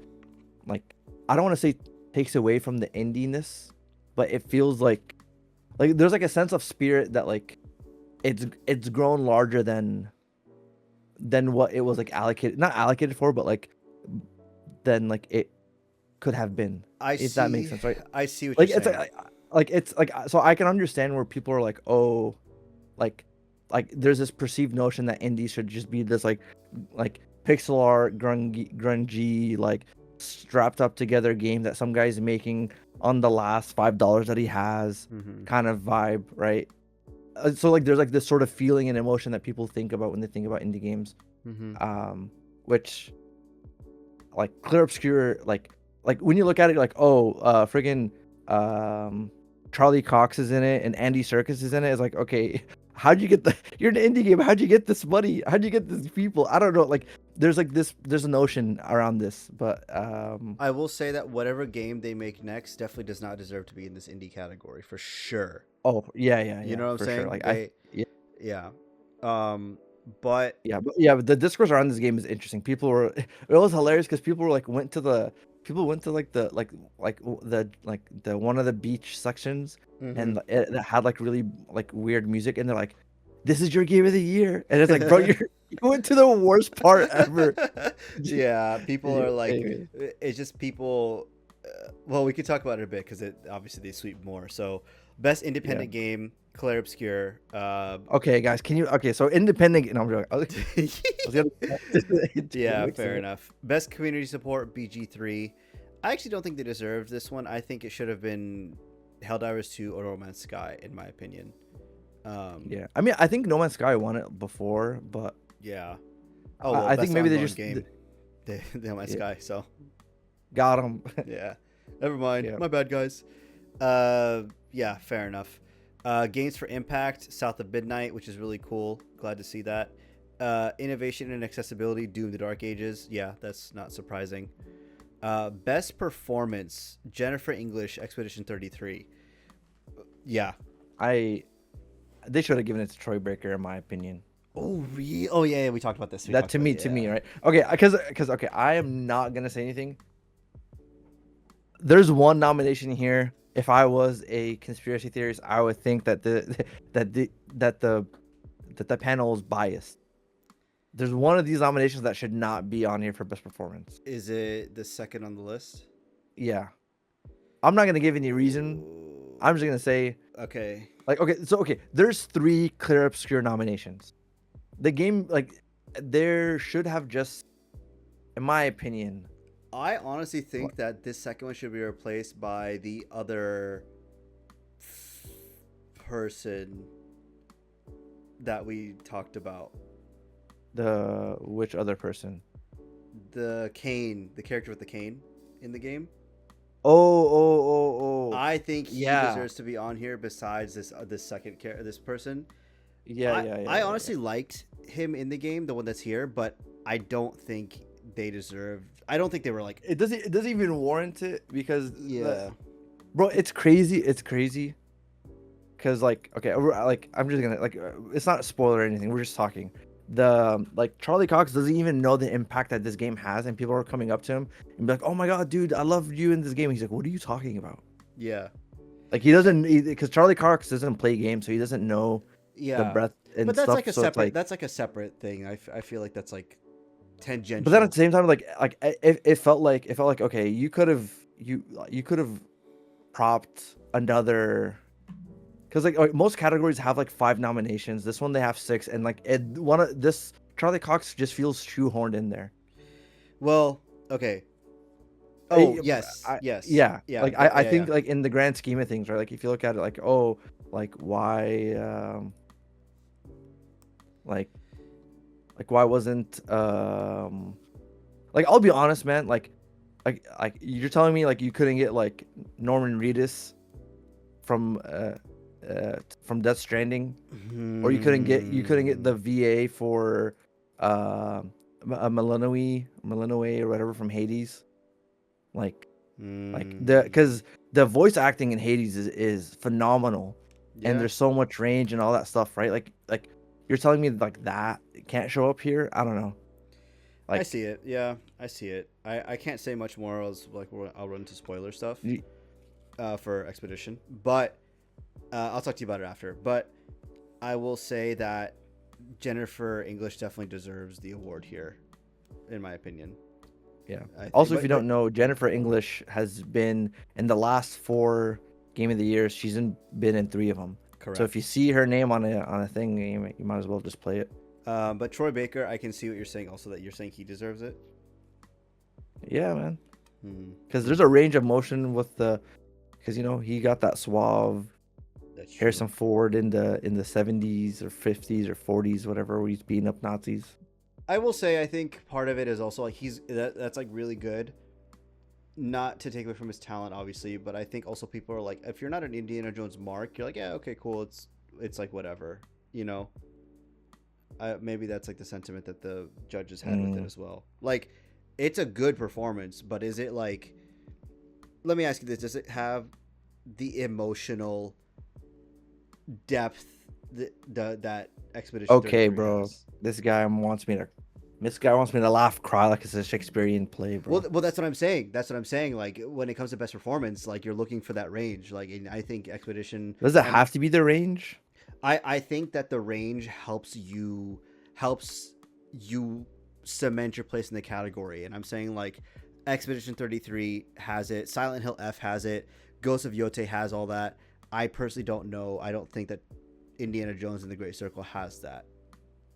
Bro, what I take from this is that you're just ageist. You don't like older performers. Okay, that's fine, man. Yeah, sure. Let's go with that. If you're old, you can't play. You can't act. In Yeah, you games. can't Get play, out. bro. Bro, what do you mean I'm a old guy with cracking a whip and saying dumb jokes? Yeah. But I can see your argument. I feel like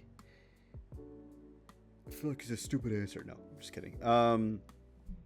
But yeah, fair point. I think we're in agreement about Charlie Cox being on here, though. We're both like, what the fuck? What Yeah. the fuck? Best audio design, Battlefield 6 is the winner. Yeah, I could see that. I could see Death Stranding 2 winning this one too, but you know. Yeah. I mean, yeah. I'm surprised Arc Raiders isn't on here, but I think that would get into the AI discussion, but Well, audio like, design. Arc but Raiders I audio feel design like Arc Raiders has amazing audio, and I don't know if it just got disqualified because it was using quote unquote AI or text to speech for the companion voices, I but think the audio design is okay. Like, it's not amazing. I don't know. okay. What about it that's like it should I have mean, gone there? like you can play the game, like you can clearly hear like where people are. Like if you're on the third floor and you hear things like, oh, this person's in the second floor looking at this specific locker, and then you can know You're you saying can like route. from a technical perspective. Yeah. Okay, I can see that. Yeah. Okay. Fair. Okay. Best score in music, Claire Obscure. Yeah. Very. All right. I mean, it's on our Spotify rap, Yeah. so I have Wrap it up, bro. nothing. That's very clear. Yeah. Best art direction, Claire Obscure. Yeah. I mean, I get it. Yeah. Best narrative, Claire Obscure. I can't compete. Can't compete. Best adaptation, Last of Us season. I was so surprised. This one, I'm actually surprised because I there's was so many like, people that what? dislike The Last of Us 2. Yeah. Like, not even from the story content, but just how it was adapted. Yeah. Like, arguably, like Ellie, a lot of people say Ellie is like useless in the show, and that is Dina's the one that carries the show. Yeah. So I mean, I don't know how bro. I think what happened was the panel had so many kids that watched the Minecraft movie and they kept saying chicken jockey that they were worried if they had this one best adaptation, the LA theater would have erupted with just exploded with the chicken jockey. Yeah, bro. Yeah, maybe. Exactly, Sonic bro. 3 is also not on this list. Yeah, exactly, bro.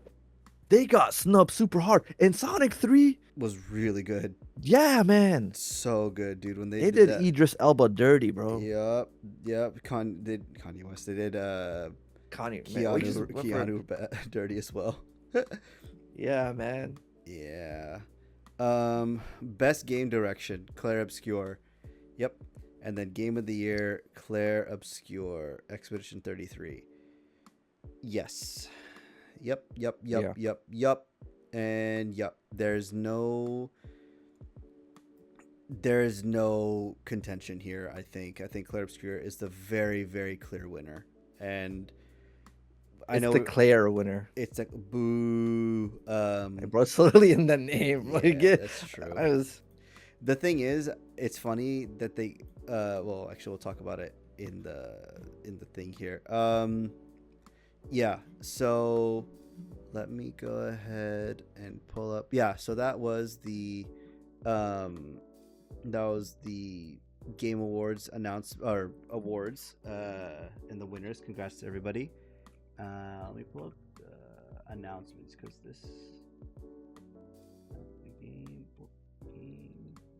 Awards announcements. because the one that I had was not great. So the link that I had. Nah, bro. Just no. Here's the thing.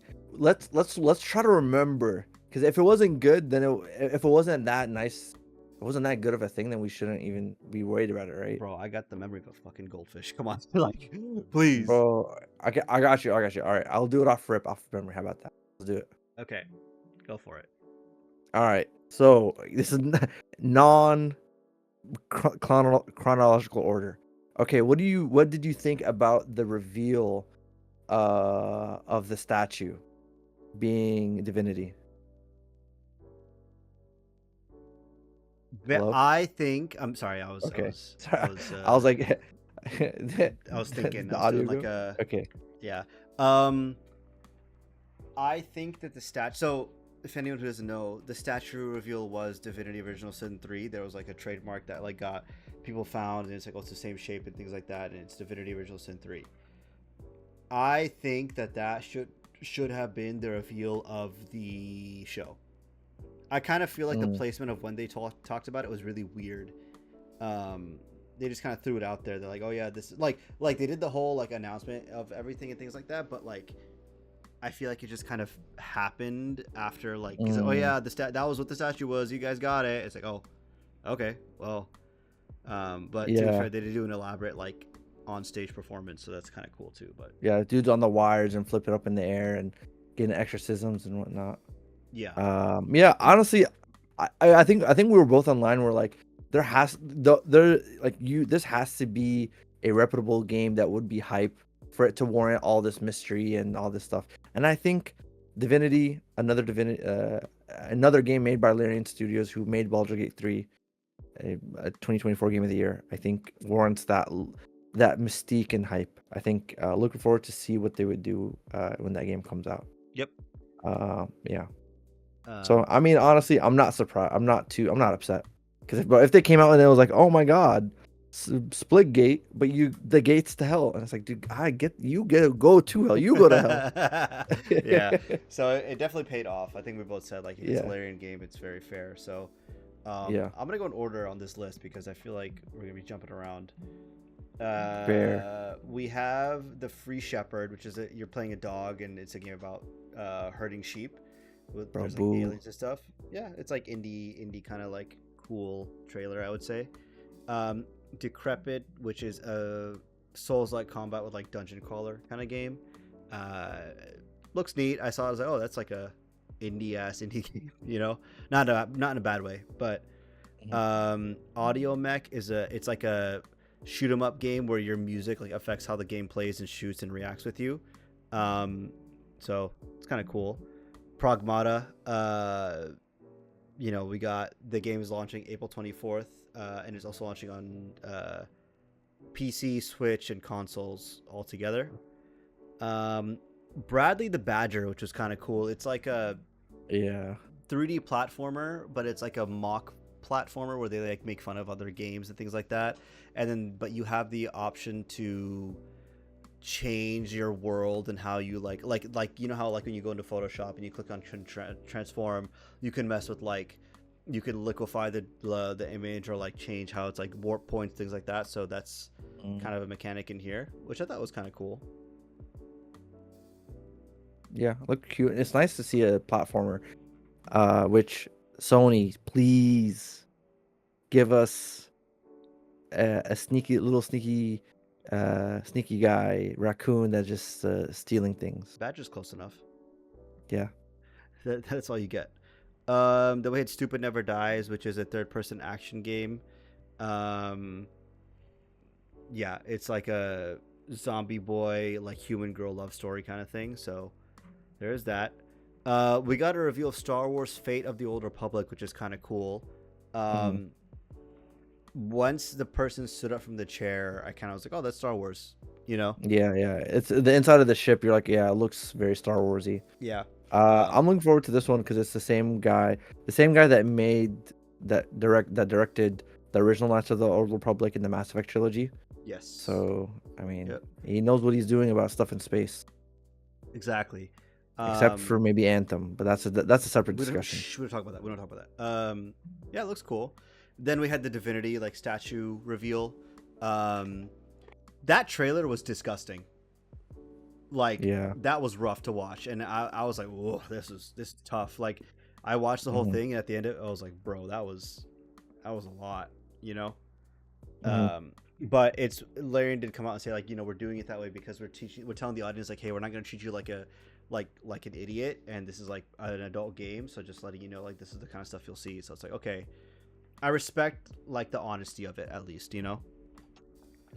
Um, but I am excited. It looks cool. I'm very curious to see how it turns out. Then we had For Loop, which is, bro, this is so fucking Bro, good. honestly, bro, let's just skip it, man. I don't even want to talk about it. All right, Sony's gonna learn their lesson, man. Just let's go. Basically, J.J. Abrams and Left 4 Dead creator Mike Booth came out and said, "We're gonna make another co-op shooter called For Loop, guys. Don't worry." And it's like is it a zombie shooter? I don't. Did they say? Because I don't think so. let me see. I have the link up on Steam.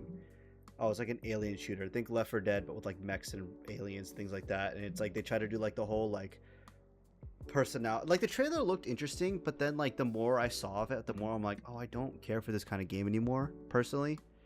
Yeah. So it's gonna fly under my radar. Coven of the Chicken Foot. This looks dope.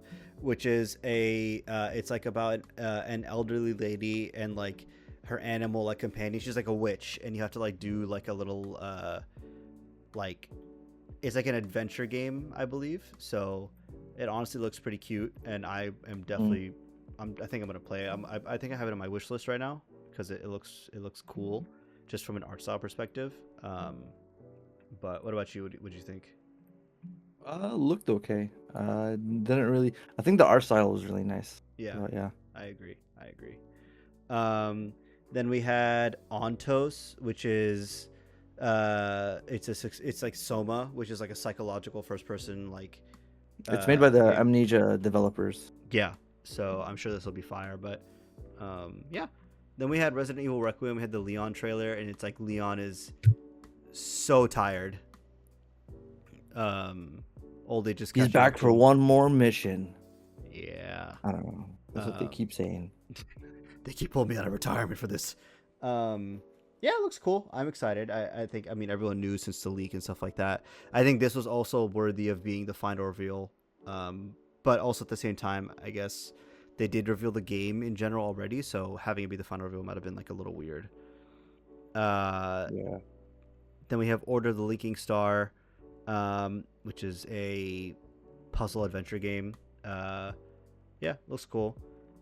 Exodus, which is a what is this game? Hold on. It is basically Mass Effect, but with not Eldrick, I guess, Oh, like that's what it was. precursor I see. Yeah, like yeah. figures Okay. where it's Like made old gods type it's, shit.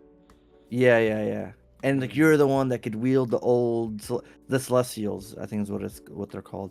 It has the very heavy Mass Effect DNA because it's made by ex-BioWare folks, but the art direction looks very very much there. If they can nail the game loop, then should be dope. Yeah, fair enough. Yeah. Yeah, I'll keep an eye out on it, but we'll see if I pick it up. Dungeons and Dragons Warlock, which is a It was like a CG trailer. It didn't really CG show trailer. much. Yeah, it didn't really show much. Control Resident, super excited about that one. Honestly, I really liked Control, and I'm really cool. I'm excited to see this come into play. They are good at shooters. I don't know how they are with melee games, like melee action games. So Yeah, because they're branching out because they started with they've been doing third person shooters for a while. yeah, And they made a first person game called Firebreak did something. not do well. And then now they're doing a action game. So I mean props for them for not sticking to one genre. Yep. And then then we had Gang of Dragon. So speaking of someone that's sticking to the same genre, it's so Toshihiro Nagoshi has left Sega a while back, and this is his game that he's been working on, and it has the actor from what's his name? Let me see. I think he was Gilgamesh from Eternals. Yeah, Don Lee is his name, or Don Lee, and this game For Yeah. context, Nagoshi was like the producer director on uh, the Yakuza series, and then he left, and basically now he's making The same exact like game. the same exact game in the same exact city. Like, cause there's like a famous sign in is it Kubikucho in Shibuya or in Mhm. Tokyo, and it's like the Yakuza games are like denoted by this sign, and it's like this guy just the trailer ends with him walking past the sign. I'm like, dude, come on. Can't believe it, but I'm more excited because I want to play more of this game. Uh, Well, so I'm excited because you're gonna be like, you're gonna be, hefty brawler. yeah, you're gonna be beating the shit out of people, and there's guns and like racing and things like that. So, Oh, the graphics also for this were insane. I think yep. I don't know if this was in engine, but this was like running on like a PS7 or something, dude. It looked crazy. Yeah, I'm excited for this one. I'd be down for this kind of game. He basically said, "I'm gonna make my own Yakuza with blackjack and hookers." So, Yeah. yeah, looks dope. Then we got the Street Fighter 2026 movie trailer. Yeah, I mean, it looks exactly with what I was For 5 out of 10 movie, bro. protected. Yeah, but it looks like an enjoyable 5 out of 10. That's the thing that people Yeah. aren't realizing. You know, I think people are misunderstanding like what I think people are misunderstanding what people are looking for this movie. I don't think anybody should go into this movie thinking it's gonna be like Like, really oh, this good. is here for the source material or whatever. It's Yeah, just kind of stupid. Yeah. they got a few wrestlers on there too, which I didn't realize or like Yeah, or I yeah, yeah. forgot. But yeah, it looks campy. You know, um, which is exactly what I was looking for. Then we had Lego Batman Legacy Dark Knight. Yeah, pretty normal trailer that we saw before. It looks kind of cool. I'm definitely gonna pick it up whenever it comes out. Um, Tomb Raider Catalyst. So, okay, is Tomb Raider that big of a deal? Nah, I I'm sleeping, bro. Because I'm confused. They were talking about like Tomb Raider coming back like crazy, and I'm like, is Tomb Raider that big of a deal that it's I think like, maybe because it was jumbled up with like Crystal Dynamics, and I don't know if they're stuck in a weird situation with Embracer or something. I don't know. okay, well, because we got two Tomb Raider games announced: Tomb Raider Catalyst, and then our remake, which is the original 1996 game, Tomb Raider: Legacy of Atlantis. Don't really have much else to say about that one.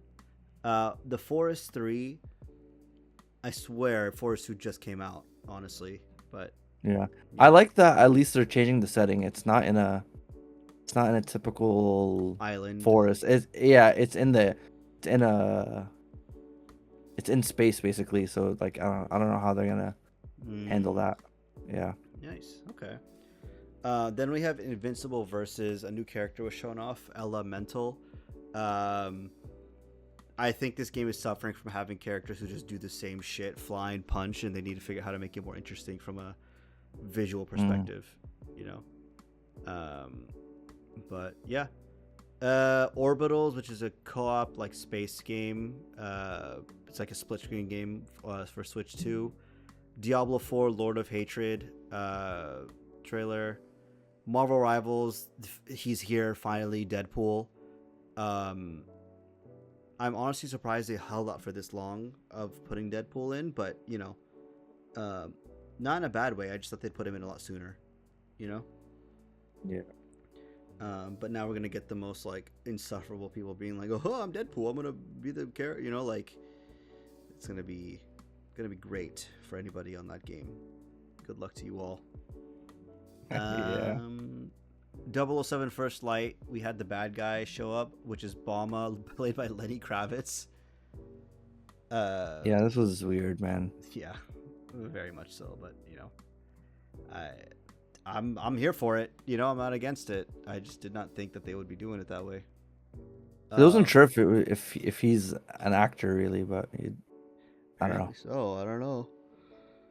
Apparently. Oh, and then we have Lords of the Fallen 2. Then we had Soros, which is like the story trailer. looks very much like Sorrow slash Returnal. Um, Probably not gonna pick it up until a while, to be honest, but we'll see. Um, then we had No Law, which is made by Ascent. Or rather, the Ascent developer Neon Giant, and this kind of looks like it's A lot of people giving. saying it looks like Cyberpunk. Yeah, I was about to say the exact same thing. It's giving Cyberpunk, and honestly, when the trailer first started, I was like, Cyberpunk? Oh no, never mind. But yeah, looks fine. Hitman World of Assassination. You can kill Mila Jovovich, which is kind of funny. Total War Warhammer 40k. This was announced a couple days ago, and this is the first time we're seeing gameplay. Ace Combat 8 Wings of Thief, which is super dope. People are really excited for it. I have Ace Combat 7, but I need to play it. Apparently, it's really good. Star Wars Galactic Racer, which is super cool. I did not realize that there was like a older version of this game, and people really liked it. So this is coming back. Mm-hmm. Yeah, The it's a good take on making another Star Wars game that's not just action. Yeah, honestly, the trailer was kind of dope. Where he's like, "I missed the speed," or like, "Bring it back before the Empire killed it." It's like, okay, that's dope. Like, I like the history they're setting up there. Phantom Blade Zero, yeah, looks kind of dope. Mm-hmm. Mega Man Dual Override. This was like Jeff Keighley's like, he basically came out and he said, a lot of game franchises have been long dormant. I've been praying for them to come back at the Game Awards where I get to announce it. This is one of those such things. And then Mega Man showed up, and it's like, oh, okay. Not for me, but I understand the drive behind it, or I understand the desire. Mm-hmm. I thought that Mega Man had a game recently. I was wrong when I looked it up, so cool. Damn. Are you a Mega Man fan? No, not really. Yeah, same. I'm not too much into the Mega Man. Yeah, same. So I saw that they're coming out with this. I was like, okay, well, I mean, I guess. Yeah, and then the final reveal of the show, dude, this one was so sick. Made by developers of So sick. Made by developers of Titanfall and Apex Legends, comes High Guard. So You have a lot to say on this. It sounds like. yeah, I have so little to say. I could care less. So this is a objective based raid shooter, which is what the game is, I guess. The trailer opens up, it's like a fantasy setting, and it's like, okay, cool. And then they get on horses. It's like they're like neo fantasy, so they're riding on like magical horses that are like low key techno. It's like, okay, cool, this is neat. And then they pull out guns, and you're like, what? And then they start like fighting other characters, and they show a lot of like other characters. I'm like, there's a lot of main character designs here. Like, can you play as multiple characters or something, or is it like a multiplayer game? And then one of the characters is like a fire guy, and he jumps in and he says, "Bring in the heat." I'm like, oh, okay. Yep. All right. And I think the best tweet of the night about the Game Awards was like Jeff's one more thing announcement, which is a game that's gonna be offline the next like couple of months or something like that. Mm-hmm. Dude. Yeah. God damn, dude. Like, holy cow! What a crazy thing to end on. I wonder if like this was not going to be the end announcement, but he put it there because everyone figured out what the Divinity Original Sin thing was. I don't know. I don't think that's the case. Probably. Like, I mean, that has to be the case because there's no way he saw this as like, yeah, this is going to be the end of the night show, unless they paid a shit ton of money to be that. But that's crazy. Yeah, whatever. Like I don't hope this. I don't want to say I hope this flops, but like at the same time, bro, what the hell? Like everyone's just so confused as to why that was the final announcement. But yeah, yeah. So that's kind of everything those were the main announcements. Following the Game Awards, Larian Studios came out and they had an interview release about, like, that was taken a bit ago, but essentially they had an interview release about what like Baldur's Gate 3 is going to look like, how how everything is set up and all that stuff. And Divinity 3. sorry, yes, Divinity 3. And it's really interesting. They came out and they said, yeah, Sven came out and said, hey, yeah, like we're using generative AI to explore ideas and then iterating on that, like all that kind of stuff. And So yeah, for yeah, context, someone asked him about it. It was not just like unprompted. Someone was like, "Oh, let me see, where was it? Is I think that link is on there. yeah, but I want to see the quote for the question that kind of came up. Uh, I can't find the exact quote, or I can't find the exact question that was asked to him. Um, so I think so. There's like for this, it's like you have to kind of like look at the context and how he was saying it, right? I think,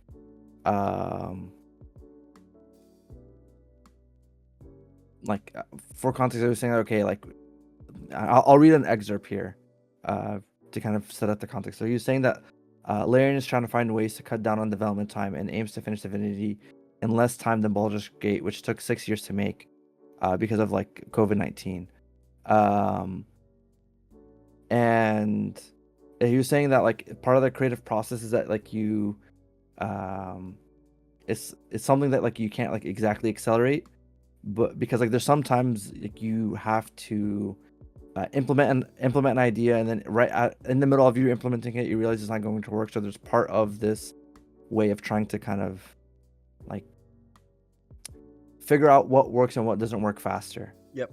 So and I think like so the CEO comes out and says, oh, like they're being pushed to use generative AI, and like but it still hasn't Yeah, yielded gains in yeah, in that's also part of it. efficiency. He said it hasn't led Yeah. to any gains in efficiency. That's also like a weird thing to mention in terms of like it's important for later for this discussion, but he did say that there's no gains in efficiency. But sorry, continue. Yeah, so it was like the reason why I want to kind of put that in front like real quick is that there's sort of these like anytime when you start talking about AI video games or AI in art and AI creativity, like there's a bit of nuance that it's hard to talk about without just like Dunking on flipping it. the table a little bit Yeah. sometimes. But it's I don't know, like what are your kind of takes on the situation, Well, and so just to give like yeah, in yeah, just to give more give more context. context. Yeah, Yeah. more context. This interview came out and people freaked out. They're like, "Dude, what the hell's Larian doing? Like, why are they using AI in their process?" And for clarity, they did say everything is human actors. We're writing everything ourselves. But the creators often use AI tools to explore ideas, flesh out PowerPoint presentations, develop concept art, and write placeholder texts. Um, and then he also said that the use of generative AI has led to some pushback at Larian. And then Sven said, "But I think that at this point, everyone at the company is more or less okay with using it." Or sorry, Vinky, not Sven. And so, um, people freaked out about that. Some artists who used to work at Larian said, "Hey, like we're actually not okay with it, and I quit because of it. And if you don't use it, you don't really have a choice. If you're at the company, they're expecting you to use it, and it's still getting internal pushback." Larian then came out and had a response to everything, which I'm sure they did not want to do, considering they want to talk about Divinity. They had to come out and do damage control about this. They came out and said, "We are neither releasing a game with any AI components, nor are we looking at trimming down teams to replace them with AI." And like, let me see here. Let me find the thing here. Yeah, so the community is very upset that Divinity is using AI and all this stuff. And then like people were saying, like Claire Obscure just won Game of the Year and all the accolades. Well, I think let's just because I like it might jump a little bit because like the Larian response I think was like here. There's one part which was interesting, which was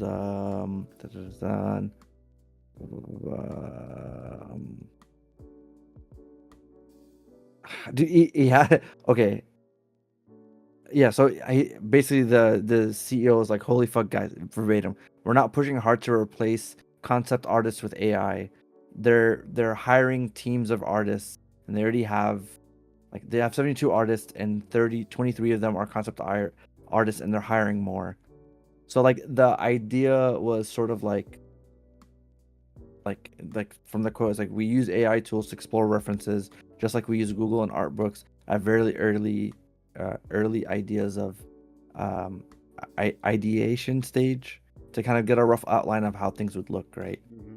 So it's like if you, for example, you'd be like, oh, like I want to see like a rough idea of like what would things look like with, oh, like give me like a castle that's on top of like a snowy mountain or something, like things like that. I'm assuming, right, where they would just plop together concepts and see what would like how things could look like. Mm-hmm. But yeah, sorry, I cut you off. No, you're good. So I mean, that's good extra context. And so people are so upset about how Larian is using generative AI and all this stuff, and it also came out that like people then refuted, saying, well, like Claire Obscure just won the most awards in Game Awards history, and like they also use generative AI in their pre-production process and all this stuff and textures and all that kind of stuff. So, and this is news. This is old news. Like this came out way before, and people like knew about it and things like that. And no one really said anything, except now it's coming back up again. Um, and he also, but then the director of Claire Obscure is also against using it for creative work and things like that. So,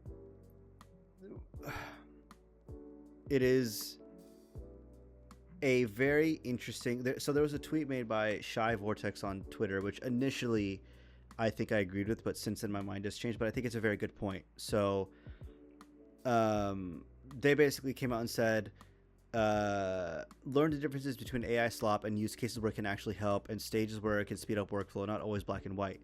There are things that are fundamentally and morally wrong and cannot be disproved, like using AI voice in Arc Raiders to replace human VAs, generally significant chunks of the in-game art, like in Black Ops 7, training models on stolen copyrighted data, not of your property. But if it's trained on your own intellectual properties and only used for ideas or suggestions that are in the initial very development phase or for debugging purposes, like finding bugs, speed up QA, fine testing, tuning, things like that, then I don't see major issues with that. I hope what Larian Studio says is true, that it won't affect the final release. Only time will tell. But for now, I don't think people should be judged of the situation in its current state. It's only fair to have doubts, but don't let them cloud your judgment. All that kind of stuff. So that's the context. Right before we get into the discussion, just wanted to make sure everyone has that.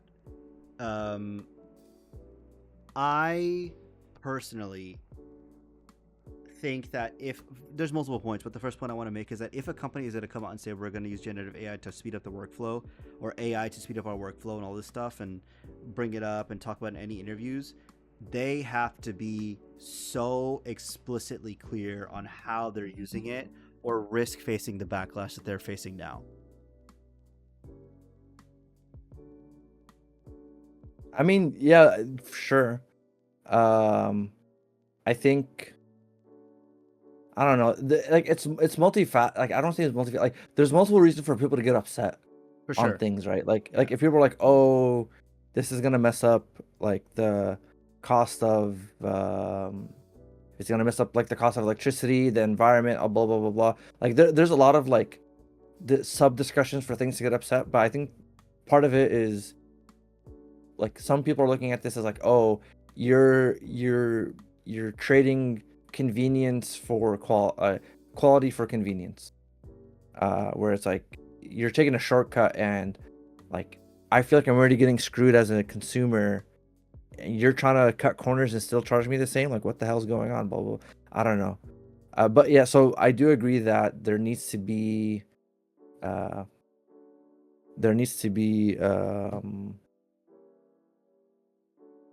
I guess clear communication from people, because like right now, right, like okay, there were like a year ago people were using AI, they just didn't say anything.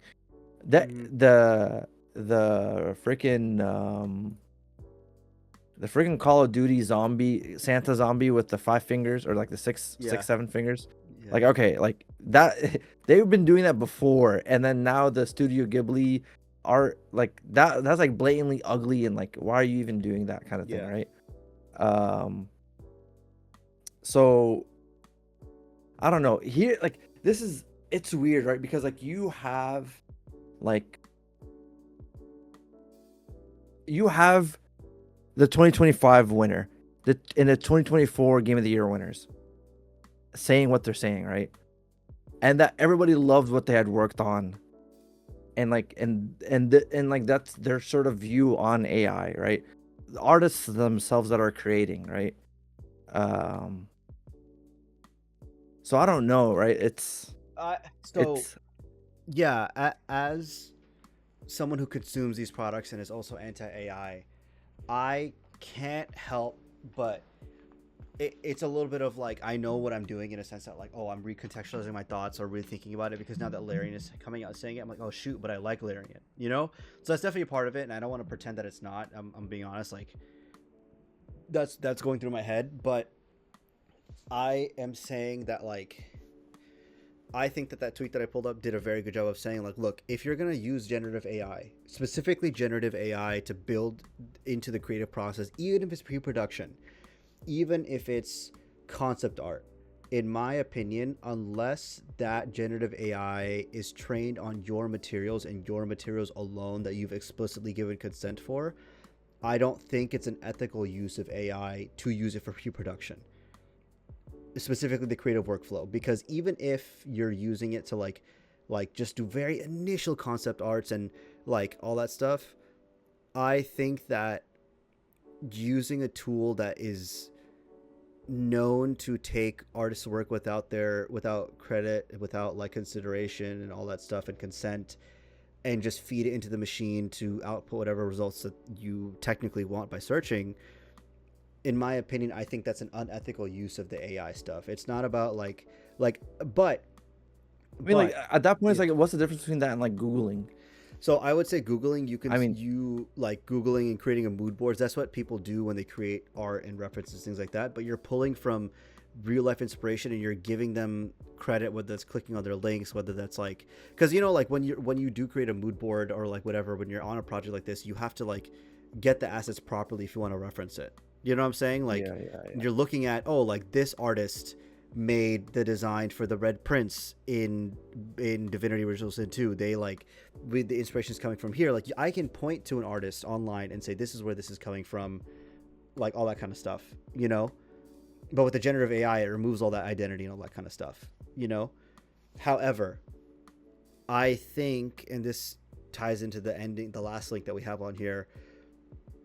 I think that the use of AI in game development is something that will be normalized, and I it think has that to be. I mean, it yeah. has to be, right, because someone made up a very good point of like, okay, well, what counts as AI? Like, what about Claude Code, or like, what about like, you know, using it to check spelling errors, things like that? Like, is that okay to use? And Hmm. some would argue no, I don't think so, but I would argue yeah, that's what, in my opinion, AI should be used for.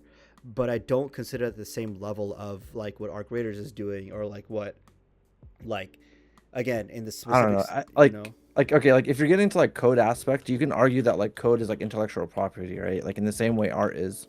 So like you can make like for example like the way like a certain like mechanic works. Like I imagine it's like, oh, the Nemesis system somehow got uploaded to like the AI thing, and then like now people can like, oh, build me a Nemesis system that works like this, right? Like I mean I don't know, right? Like you can go either way, left, right, and center. I think the reason why there's a there's a passion against AI art, or like I guess like art as a medium, is because like historically it's like been, I don't want to say undervalued, but it's like growing up people are like, oh dude, art, you know, like what are you going for?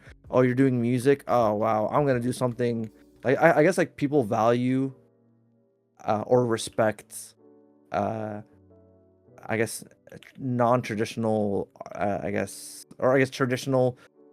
product cap traditional capitalistic production, right? Like it's like okay, like imagine like engineering documents, like people could whip those up via AI, right? Instead of just like art, right? Like is one less more important than the other, like, or one weighs more, or is it the fact that like art is like an expression and you're removing the expression versus like something that's more like not gritty, but like more calculated, I guess. Like, because like they're like Yeah. a lot of people would argue that code is an art form in itself, right? So like if you write really nice code is like something to admire. And it's like something that's like really designed well. So like if that gets ripped off via AI, is that like equally as important? I don't know, right? Like I'm just hypothesizing. God, dude, my Yeah. immigrant is showing right now, but it's It's okay. Don't worry about it. hypothesizing. How about this, Ozzy? um. But I don't know, right? I'm just spitballing. Like it's, or is that like is the feeling that like people have towards AI art so drastic because like artists have been devalued year over year? Like you see, I don't know, like you see like shitty Sonic art when the Sonic movie first came out because like they were under crunch, and then like historically they've always been like had the short end of the stick, and then now with AI they're just getting further shafted. I don't know, right? I personally don't think so.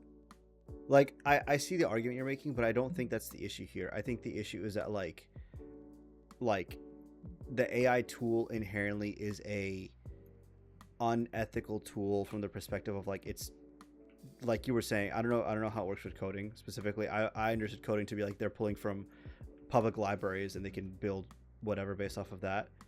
Um, but you know that could be wrong, and that's a different argument. But Because like when you're coding, you can like I can design like the structure of how things are gonna look in terms of like how data gets stored, how it gets accessed, and like it's like the same way you would like construct the building, I guess. So there's like elements of that, but like art is like more you can like objectively look at things and be like, oh yeah, this definitely ripped from this, or this was inspired by this. Because I mean it's a visual medium for the most part. yeah, So yeah, that's fair. Uh, but I don't know. I would make the argument that like unless you train the AI on your own content, then like I would say it's unethical to use, in my opinion, especially for creative processes or whatever the case is. And like with Clear Obscure, like they came out and they said, hey, we're not using it for any creative work and all that kind of stuff. So I feel like mentally it's a little bit different for me.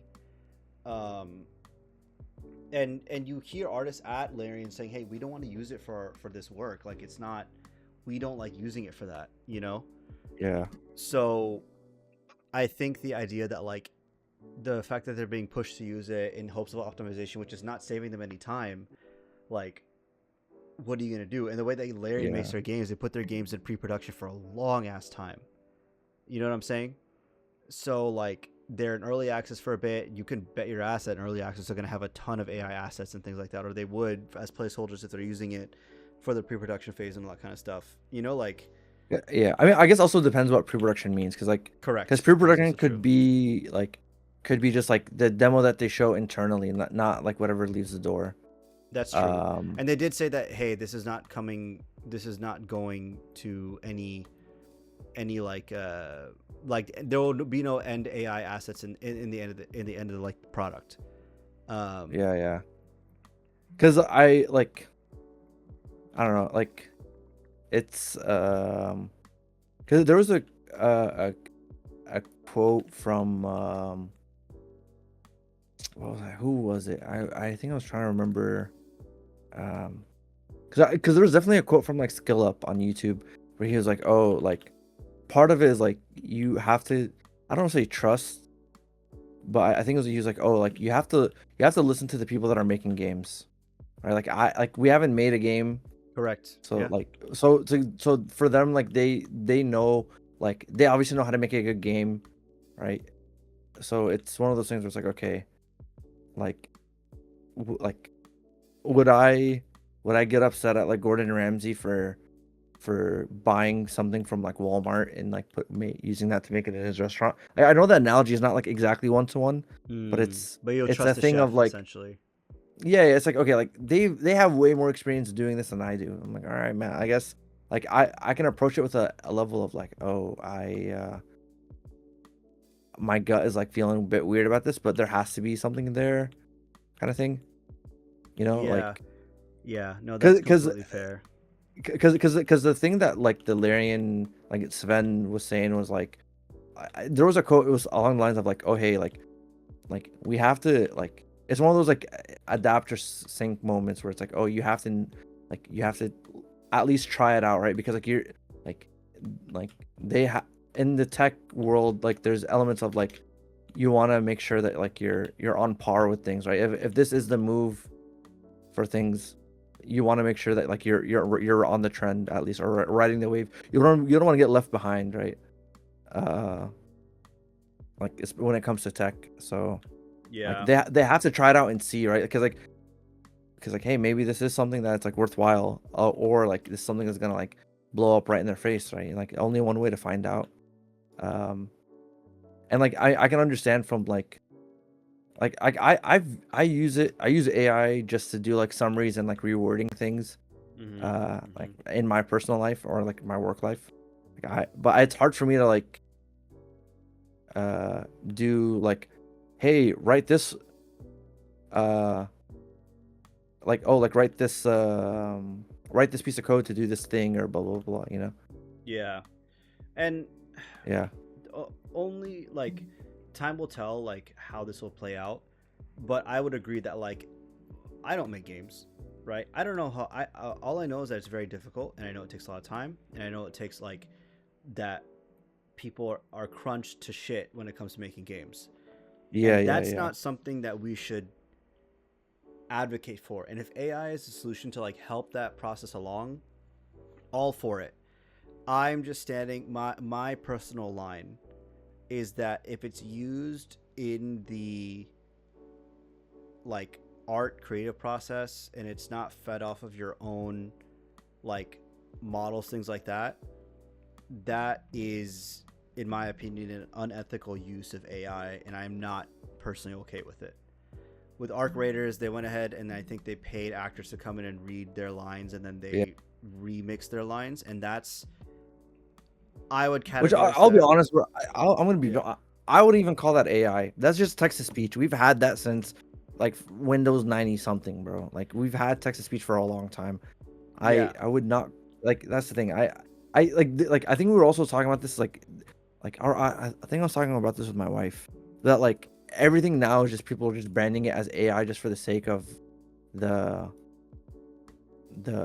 like optics of like, oh yeah, AI buzzword, but it's like you're just like, a spell checker is not AI, bro. Like chill out. Like, I like see what you're saying. I think that text to speech should not be labeled as AI. It's a thing that we've had for a while. fair enough. Yeah, I can see that.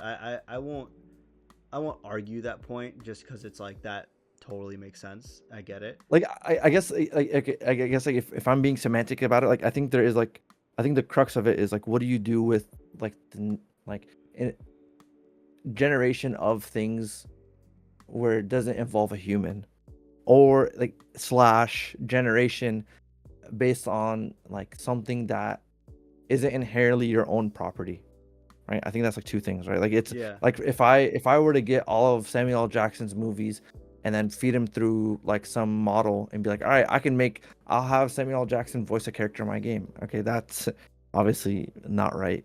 So why can't someone, like, why should someone feel comfortable to do the same thing, like roughly speaking, of just like taking all of like Da Vinci's artwork and being like, okay, I'm gonna base my game off of like the art of Leonardo da Vinci. You're gonna have a character that kind of looks like the Mona Lisa, and the backgrounds that look like this other painting or like Van Gogh or something. Like, Yeah. I don't know. Yeah, I agree. Or rather, like that makes a lot of sense. So, I I do think Larry did get lambasted a little bit in terms of like what they were saying. Like I get what he's getting at, but again, I think the issue comes from one, he was not being very clear, right? Two, I think also the fact that he was saying they don't see really any gains from it, and it's like, okay, if you're not seeing gains from it and all this stuff, like why are you making your team use it in the first place? you know. Um, Mm-mm. and then also their PR person like needs to step up and do better, because it's like at the end of the day, like this was the CEO coming out and saying something, and then some other devs came out and said something saying like it's not that bad, we're using it for XYZ. And then you can, if you search that dev's tweets, that same guy, I think it was a VP, but I can't remember, he said like I think a couple months ago, if you use generative AI, you're an idiot, you know, like, so it's like, dude, you should be able like be consistent, and if you're not going to be consistent, explain your change and all this stuff. So um I don't know, Claire Obscure's thing is really confusing to me, because like the a director came out and said we're not using it for any creative work, but then there was filler text in the game that they removed and that they meant to remove. But like, is it that intentions matter, is it that like execution matters? Because me and you talked about it offline a little bit, but for Claire Obscure's example, there was some placeholder text that was AI generated that was in the game that they removed, and they said, oh, that was supposed to make it to the final game. Realistically, during game dev or whatever, I'm not sitting here and reading placeholder text. During the gameplay, I'm not sitting here and reading a very obvious placeholder text for newspaper content on the floor. You know what I'm saying? Like, who is doing that? And you brought up a point Yeah. of like, that's like a detail that no one really cares about. So then the question becomes like, what are we supposed to like? What is a game dev supposed to do? Are they expected to sit down and handwrite all that stuff, or just like lorem ipsum or whatever? My personal take was that I don't mind the lorem ipsum, but you said something else, right? Yeah, I was saying like, I mean, like at the end of the day, like there's like things that are gonna be fluffed up, like like I think the analogy I think I was trying to make before was it was like we're getting to a point where it's like we are like mass consumers, so like and we're at the point like I think where the like industrial packing industry was like back in the day, where like you have like mass production of like and slaughtering of animals and chicken and beef, and this is all because like everybody wants to be able to eat a hamburger and eat like chicken and steak and stuff frequently. Like back in the day, people used to have to slaughter things by hand, but now like we have like these like slaughterhouses that like can kill like I don't know, or can process like I don't know 100,000 pounds of beef in a day. Okay, but and then someone can be like, oh, like I only want to eat like organic, I only want to eat like organic beef that's like slaughtered by hand. Okay, that's fair point. That's gonna take so much longer and be so much more expensive to make. Yeah. If I want my burger to still be like $1.50, uh, we have to expect it to be a certain way. Yeah, beef has to come from a certain place. If that makes sense, right? Yep. And I think games in the same way. It's like we should expect. What am I trying to say? Like we should expect like as the rapid consumption increases and like all we are doing is consuming, like, and things are getting more expensive. It's like the only analogy that can make sense to me, right? Like I can't complain if I want to spend $70, or if I want to spend like what, like $1.50 on a burger, and be like, oh my god, there's it's not real meat, or oh, it's a low quality meat. It's like, dude, like how else are you gonna get the burger $1.50? Yep. I think we're at that point with the games where it's like we just hit $70, and $70 is not even enough. Like if you compare like the inflation like number, like the from like games back then used to cost $60, and that was like adjusted for inflation, that's like 120. Like if you wanted to like map things up, like math that out, like games should cost way more than they do now, but they don't because of like market sentiment. Like Yeah. people want games to cost a certain number, or be at a certain number, and the only lever that the companies have is to kind of cut costs. And how do they do that? At the moment, they're trying to see with Gen AI, right? Or in the case of Call of Duty, they would just reuse assets and make you play Warzone missions as the campaign, right? Yep. So like things are gonna get in shitified, but I don't know. Yeah. It'll be interesting to see what happens later. Like, because James Cameron, even for like for the promotion of the Avatar movie, he was talking about AI right? Like he's not like they didn't use any AI there. Like his point was like AI needs to be integrated into the workflow, not necessarily like the primary content generation, right? Like imagine there's I don't know how like because like some of this stuff sort of already exists, right? But like imagine like if you could easily take like if motion capture was done a lot quicker, where um like the AI like you would have like some AI machine like take interpolations of data of like a random still, like not still, like a still picture of somebody, and then I can do my own motions, and then I can make this character act a certain way without having like this crazy high tech motion rig suit. Or Yeah. I don't know if what I'm saying makes sense, right? Like, or for example, in the case of the movie Sinners, right? Michael B. Jordan uh, plays two characters, like a twin. He plays like a set of twins that are on the screen the same time, and they do like very convincing like interactions with each other. How do you get someone? How can you do that with somebody and have the like have it not look like someone standing in between two green screens? They got like a body double, and then they did deep fakes Yep. on the actor. Okay, that's a good use of AI and machine learning, right? Like there's things like that.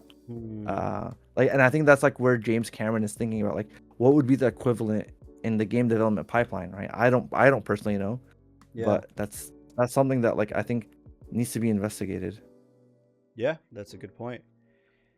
I think as game dev goes on and things like that, it's gonna get a lot harder for people to be like tell when AI is being used, and two, like not use it in the workflow, because as companies get like as this thing gets normalized, things like that, people are gonna use it more and more. So so what are you gonna do? Mhm. Like, what's the solution here? And I honestly don't know.